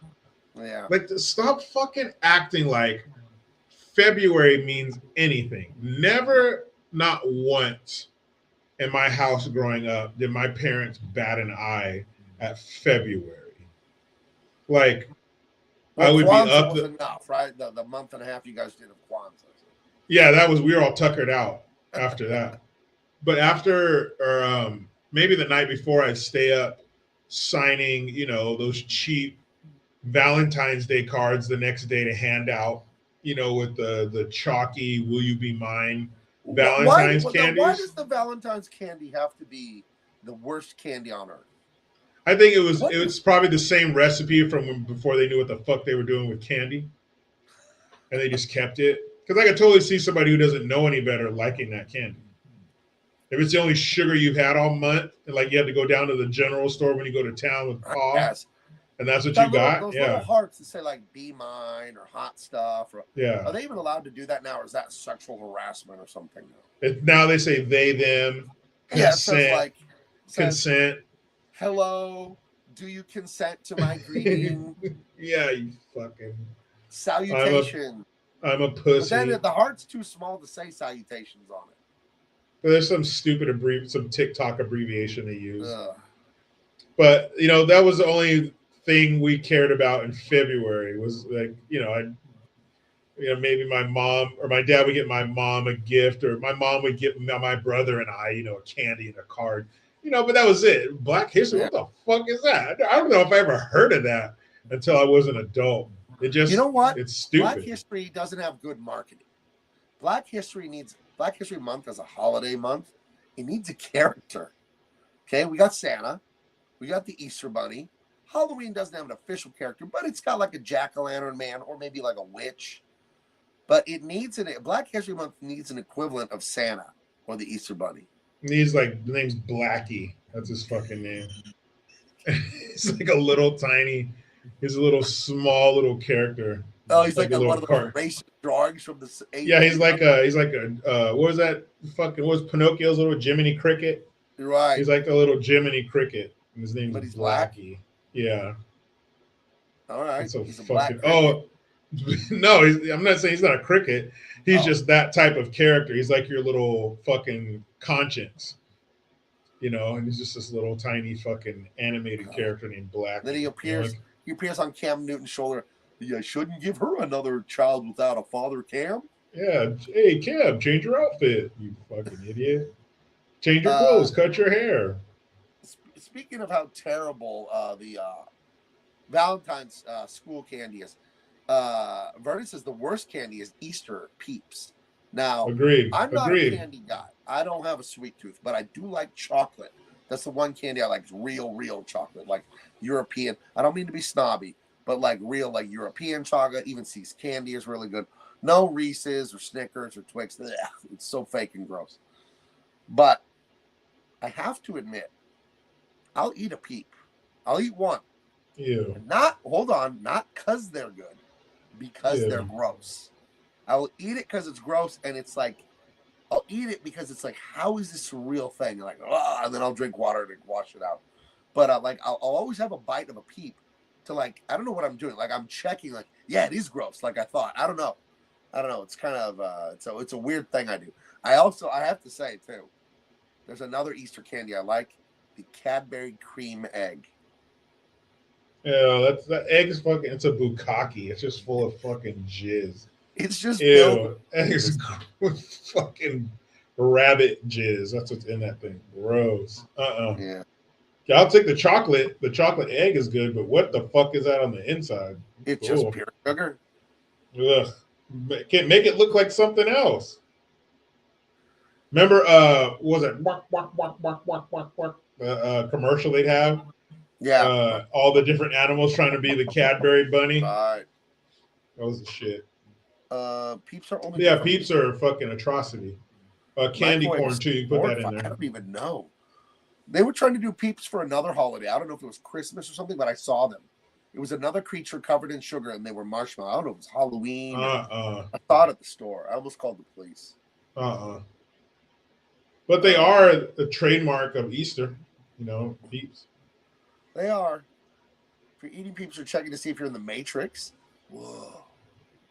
Or if you have mental issues. I never think of the chocolate Cadbury egg the same ever again. Well, please don't. Good. You're welcome. I get real British chocolate down at the Shakespeare Pub. Nate. The Shakespeare Pub is a British restaurant here in San Diego by the airport, kind of. off of Washington Street, I believe. And they have a gift shop in the back, like a separate building, where they have all kinds of British imported foods and sauces and a lot of tea. But they have British cookies and British candy and all that stuff. And they use real cream in their chocolate, not like us using milk powder that creates that acidic vomit that Hershey's has. And their chocolate's really good. So I'll get a Cadbury chocolate bar there every once in a while. So that's the only good food to come out of England. yeah, because they're using real cream in the chocolate instead of, we use powdered milk, which has what is it? Butyric acid. When milk ferments, when you powder it, it gets this chemical, one of the fatty acids break down to butyric acid, which is the main flavor of vomit. So there you go. Well, we have fucking 10 times the people to feed, and everybody wants their shit cheap. Yeah, well, like how much would that bar be made of real cream? Right, it's like a $6 candy bar. It's way too much. Yeah. So why do bunnies lay chocolate eggs? Is this information in one of the gospels? That's rabbit shit, dude. Don't eat that. Yeah, don't eat the little chocolate that the rabbit is leaving there. You do not want That's the shit, man. That's the shit. That is not for you. Don't eat that. Yeah, they're little, they're brown, and they are gooey like chocolate. They're turds. Those are turds, my friend. Was Easter a big deal in your household growing up? Because in my wife's house, it was. Everyone got a new dress, she told me. Yeah. And they got an Easter basket with like little toys and, little kid toys and then a bunch of candy and all. And for me growing up, Easter was not a thing besides the church service. But we didn't treat it like, oh, you're going to get an Easter basket and toys. And we're going to buy you a new suit for Easter service. But I think I'm in the minority. I think a lot of people do celebrate Easter that way. We would just have a big lunch at my grandparents' house after church. That was it. No, it was a special day. You got a whole new outfit, shoes, pants. Once my brother turned like 13, we get a suit. But yeah, you got a whole new outfit. Church service was a big deal. Everybody was people coming from other churches. You probably had a guest speaker that day. That's when they're busting out the extra chairs to put in the aisle and stuff. Same with Mother's Day. But yeah, there's usually a potluck after church for Easter Sunday. And we usually, because the church we went to was in Seaside, it was about 30 minutes away. So my aunt lived there, so we'd probably go to her house after church and hang out there and stay there till like the evening and stuff. But yeah, and then you had your Easter basket with the fake grass and shit in there, and you had an Easter egg hunt. Yeah, it was a big deal for sure. We would color Easter eggs and then look for them in the yard, but we didn't do much else. But I'm all for it. Easter and Christmas are a trip when you go to church, though, because then you see everybody's at church. The church is filled on those 2 days. Oh yeah, yeah. Easter Sunday and Mother's Day, the church is packed. I had a pastor call the people that go to church only on Easter and Christmas Creasters. Christmas and Easter. Yeah. I guess it's better than nothing, Yeah, they're in there. They came. They're in the building. The days that I've seen church packed the most were always Christmas and Easter, and then, sadly, the Sunday after Charlie Kirk got shot, the church was filled. Mm-hmm. It was interesting. Because I think, my memory is a little foggy of it now. It was September, right, when he was murdered. And there was tension in the air. Mm-hmm. And I don't want to overblow it, but I did get private messages from some of my friends saying, hey, protect yourself. Stay strapped, if you have a permit to carry and, watch out. And I think there was tension on left and right in this country that hate each other. Is there going to be violence? Is it going to, not sectarian violence, but was there going to be left-wing versus right-wing violence? It felt that way to me. Not that I wanted it, but I think a lot of people were feeling very uneasy about where's this going, because it was a political assassination. It was, Definitely. He showed the power that he has in the last election, basically gifting them Arizona. Yeah. So yeah, that was a political assassination that's up there with, like they assassinated a president or something like that. I think the only upside, I wouldn't call it silver lining, I guess, in this whole potential for some kind of civil war breaking out in America is that on the left you have like little chihuahuas. You know, they make a lot of noise. They can do some damage, like they'll bite you. It hurts. Um, but there's a lot of noise, a lot of antics, a lot of theater. Yeah. But the right, conservatives, whatever you want to call them, their adversaries, us, we're like, you know, a Rottweiler. You know, we could bite them in half. We could snap their spine with not even 100% of our bite force. And because they're that little loud, little psychopath, we give them a lot more rope. But if it came to it, if you're talking their extremists versus us, number one, there's not a lot of them, and number two, how extreme are they when shit hits the fan? Right. You know, it's right. one thing. It's one thing to get like in an ICE officer's face, or an ICE agent's face when he's doing his job, but you're going to get in some other dude's face who doesn't have anything else to do, and he's not beholden to these laws and rules of his profession. You're just approaching some fucking guy on the street. No way. Right. Well, one thing I think we need to do culturally is to keep offering something to men. Keep offering them a future. Keep offering them, if you work hard, you can make money, you can get married, you can own a home. You got to keep offering them something, because if the left gets men, then they will have violent power. Because the left is very feminine in its mindset. It's performative, the virtue signal. I say the right thing, even if I believe it or not. And there's no real violence there with women, per se. It's mostly talking. Cancel culture, insults, shaming language, all that. But when it's not cutting time, when the rubber meets the road, they're not gonna shoot and stab and all that. That's the domain of men, typically. You know what I mean? So we want the left to stay very feminine, because, like you said, chihuahuas just yapping. We don't want them to get a lot of men, because when they get a lot of men, that's trouble. You know, but men are violent, like we are. But I think the only kind of men they're going to get are, like, speaking of Charlie Kirk, like the kind of guy who killed him, like guys who are a little off, who would do something like that, but they're more cowards. Like they're not killing's killing, dude. It's, I mean, come on. Yeah, that's true. That is true. But I think there's more of us than them. I think because you're talking like the fringe. The normal progressives are pussy. It's not gonna fucking do anything. Right. But these nut jobs, yeah, but we're pretty nutty too. If the right offers men nothing and the left offers them something, even if it's a lie, you don't want droves of men becoming leftists, because it is very female coded right now. The politics in this, the Democrats are the party of women. They are evil women, evil feminist women, not good women. But that is what the Democrat Party is: a bitchy harpies. That it's the party of that personality, that mindset.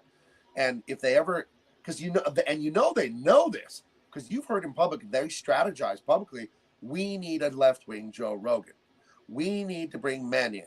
Because if you look at all the statistics, the voting is like men are going Republican, women are going Democrat, and they know men are becoming more and more conservative, because one of the tent poles of the left is we hate men and everything about them. And it's all feelings. It's just right, but it's like, you like sexy ladies, so you're a pervert. You like capitalism, so you're selfish. You like weightlifting, so you're toxic. You like law and order, so you're racist. Like, no, I'm just a man, and those are masculine tendencies. And as soon as the left figures out how to market to men, that's actual huge instability for the country, because you don't want a plurality, or at least a good chunk of men going to the left, because then they do have physical power, and they're already. But I think actual men are going to be really tough to get on their side. Well, and I'm not talking tobacco chewing, hunting, truck driving man. I mean, a dude who's like, go ask the Chinese, the Russian, the Vietnamese, the Cubans. Go ask them if the men joined the communist side. Lots did. True, very true. But no other culture is American culture. No other men. We have a lot of men. Of course, we have a lot of similarities. You can take a man from any country around the world, and he'll be at home in a strip club. But there are differences between American men and men from other countries. Yeah. Yes. And I think the Americanism that they're trying to beat out of us and steal from us and lure us away from is going to be what saves us. And that's it's going to be a tough sell to sell that to a man. Could they figure it out? Yes. Could they figure out a strategy? They're trying. Of course. I'll tell you how. I'll tell you how they're trying, and it's working. There's tons of scientific research going back decades that shows your religion and your culture comes into your mind and your personality from your father. It does not come from your mother. If your mother takes you to church every Sunday, you have like a 15% chance of keeping that religion as an adult. If your father takes you to church, 90-something% chance of keeping that same religion. So you could take religion, culture, they're the same thing. It's your point of view on the world. It comes from your dad. It doesn't come from your mom. Mm-hmm. There's something different about the way women raise children. That just doesn't come from a mom. It doesn't.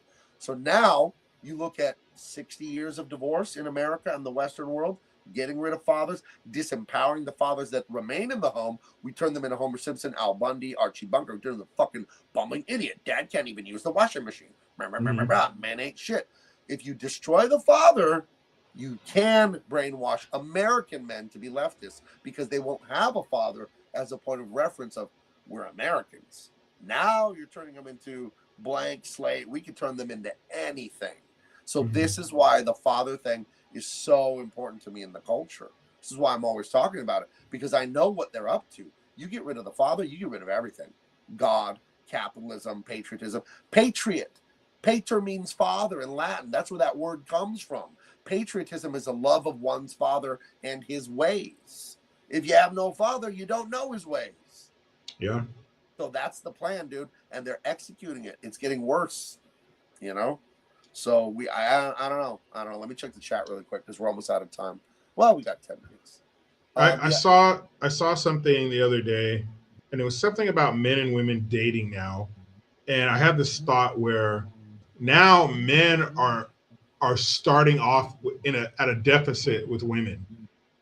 And not all women, but the women who have bitten of the feminist fruit where, you know, I'd rather be in the forest with a bear than a man. Because men are like, blah, and they're so blah, blah, blah. Men are so violent. Men are so awful.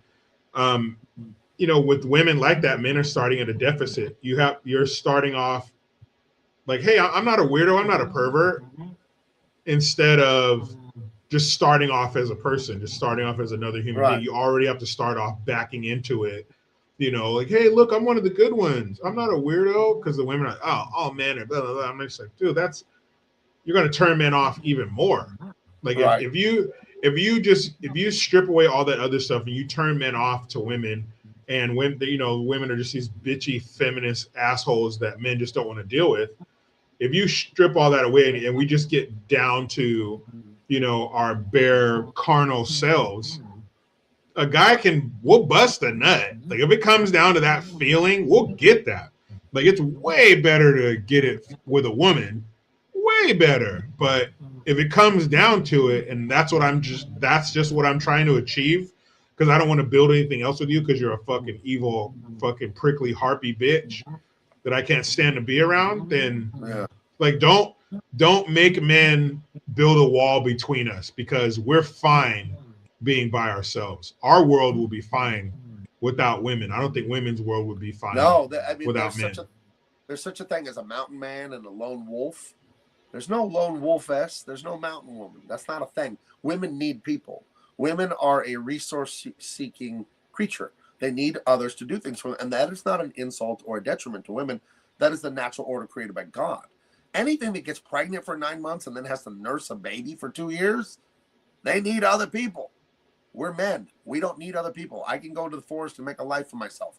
It'll suck for a long time until I build all my systems, but I can do it. You know what I mean? So you push men out of society, it's cooked, man. Treasure Ellen here says, and when men left the church, young men left the church because they find more. Yeah, even the church is infiltrated by leftism.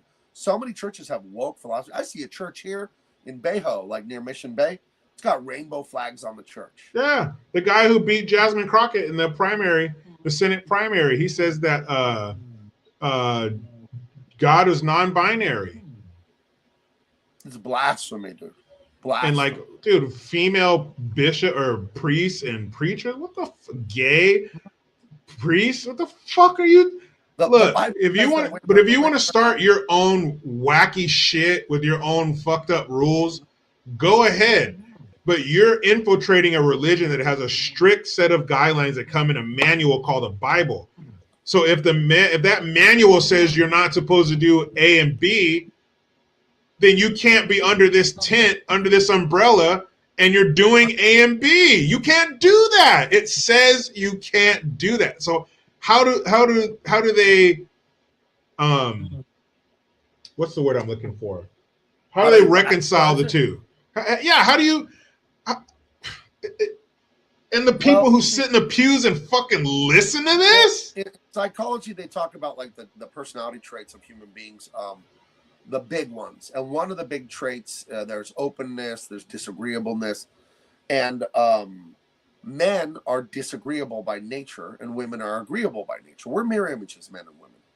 And that's why you'll see the iconoclasts in history, the one man, Leonardo da Vinci, Martin Luther King, I know he was used, but Gandhi, these people that stand up, they're men. They're not women. Because women's strategy is to go along to get along, the herd mentality. And if you think about it, and again, this isn't an insult, this is just an observation about the biology and psychology of women. Women are not dangerous. Men are dangerous. If you're disagreeable, then you have to accept danger as part of your reality. If I disagree with all you guys, I better be able to fight for it, literally and figuratively. So women, they're fine with comfortable lies because it keeps everyone safe and everyone happy and everyone agrees. And they'll, oh, you look good. And like the lady's fat as shit, but the women will tell her she's beautiful. And that's that whole thing where women are fine with these lies. So the guy who's preaching, oh, well, the Bible, God is all the non-binary and all that, that's the feminine mindset of make everyone feel good. Don't tell the truth. And that is horrible and hateful to people because it would be like if you have a kid, he's 9, right? Something like that, 9, 10. 10, yeah. What if you wanted to have birthday cake every morning for breakfast instead of something nutritious? He sure would too. But would you be nice and don't make him cry, Jericho? Let him eat birthday cake so he can have all his teeth fall out and become a fat fuck. Or would you say, no, you're going to have bacon and eggs and a glass of milk because it's healthy, and we can have pancakes on Saturday once a week. She's not going to become a big fatso and get sick. That's the difference between the male and the female. And both are necessary. The nurturing and the comfort and safety of mama is necessary in context. But when we have a society where that's all we have is feelings, feelings, feelings, then you have the chaos we have now because the father's been removed. You know, so you have to have men that are disagreeable. We have to say, no, I'm not doing that. And everyone hates you, mocks you. They can cancel you. When I left DC Comics, I'm the only person in the history of that company that has ever quit the way I did. We're like, I'm not doing this. That's filth, and I'm not making it. And I got hated for it. I got so many messages, ugly comments here and there. They don't want to work with me. I resigned anyway, so it doesn't matter. Yeah, they can suck it from the back. Like, they can suck it from the back, dude. But fuck because you. I'm a man, I have that natural disagreeableness in me where if something is fucking wrong, I'm going to say so.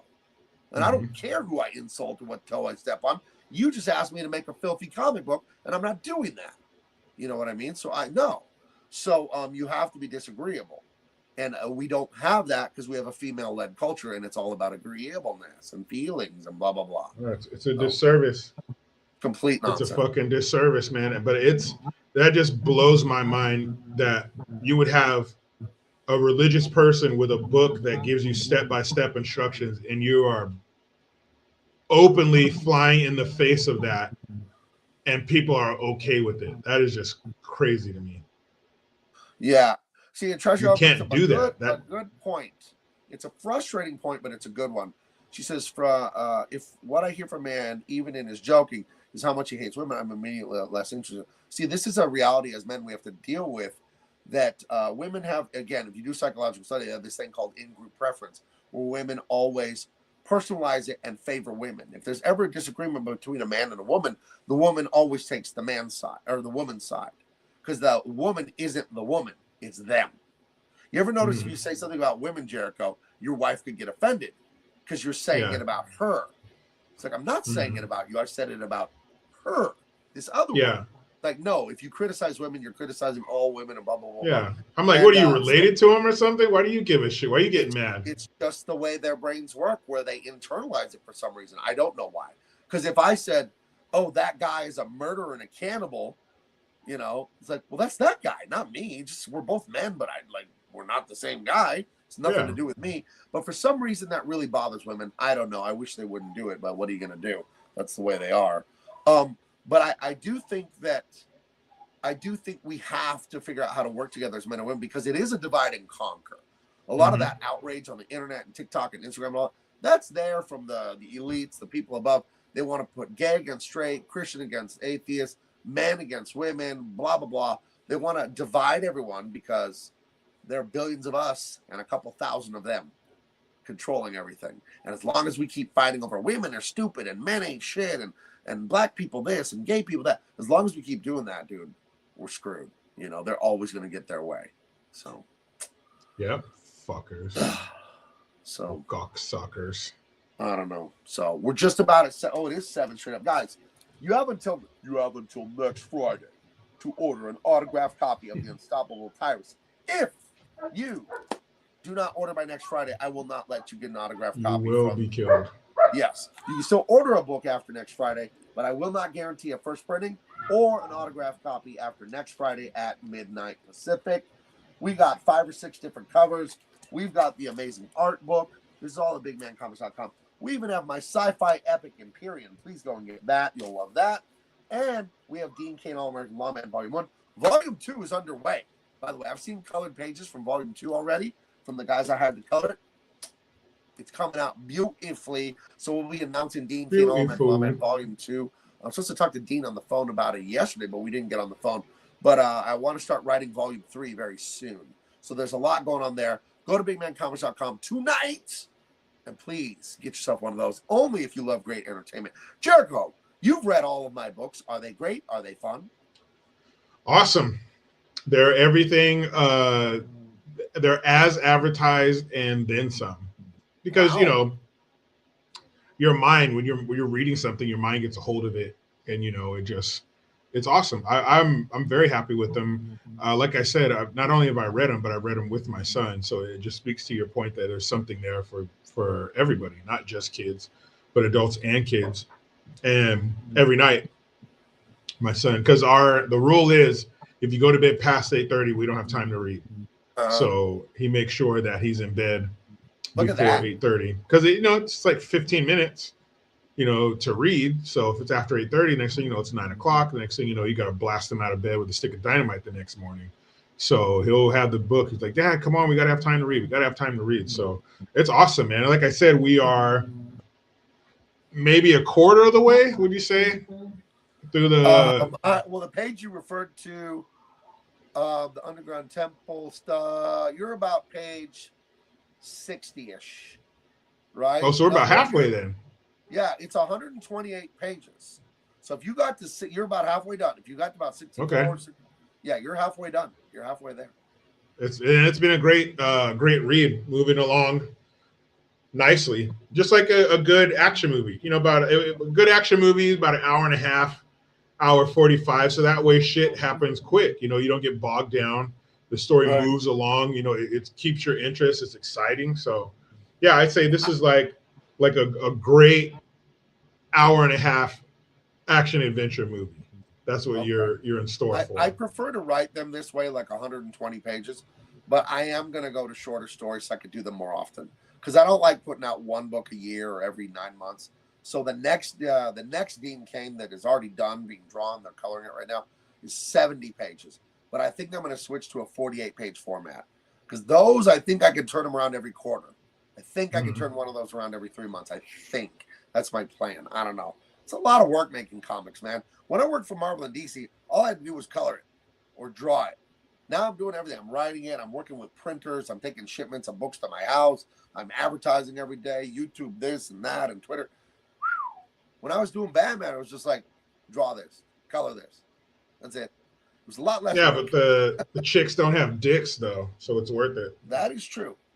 Yeah, gives the Joker a whole new meaning. Guess what the Joker is? The poker. He's not the Joker. He's the poker. Batman, I bet you didn't see that coming. It's like, whoa, what the fuck, Joker?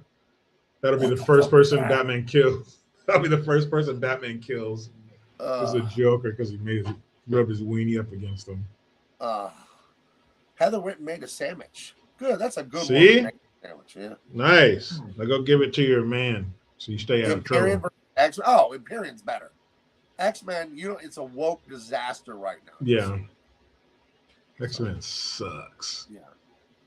Here's a plot point from X-Men from the last 4 or 5 years of the comic. Jean Grey, one of the X-Men, the redhead, Famke Janssen, she used her psychic powers to convince Iceman that he was gay all along. So he's now super gay in the comics. Great use of your powers there. Fucking what is she? Phoenix or Jean Grey? Yeah. Jean Grey, Phoenix, yeah. So gross. They have one character, he just turns into a dildo. Yes. That's his mutant power. Yeah. He turns into a stinky dildo. Gross. It's like Wolverine. Dude, but instead of 3 blades coming out of his hand, it's 3 floppy cocks. But I was never a fan of the X-Men movies ever since when they first came out. God, what was that? 2003 or 2000? 2000 was the first one.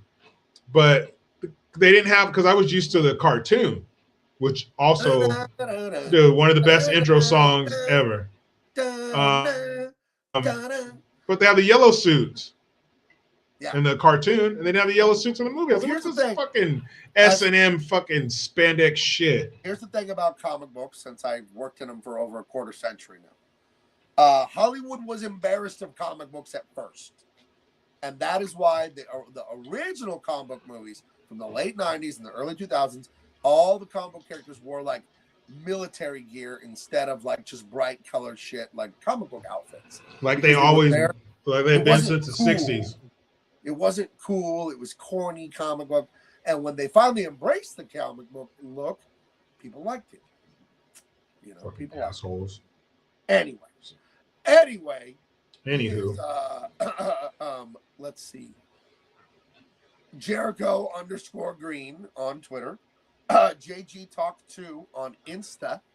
He's here on YouTube, Jericho Green. And I am Gabe El Taib on everywhere, except for on X, where I am over here. I'm Big Man Comics on X, but you can still find me by El Taib. Notice the spelling of the last name. Guys, excuse me. BigManComics.com. I'll see you next Tuesday night, 5 Pacific. Adios. I clicked end stream. Why didn't it end?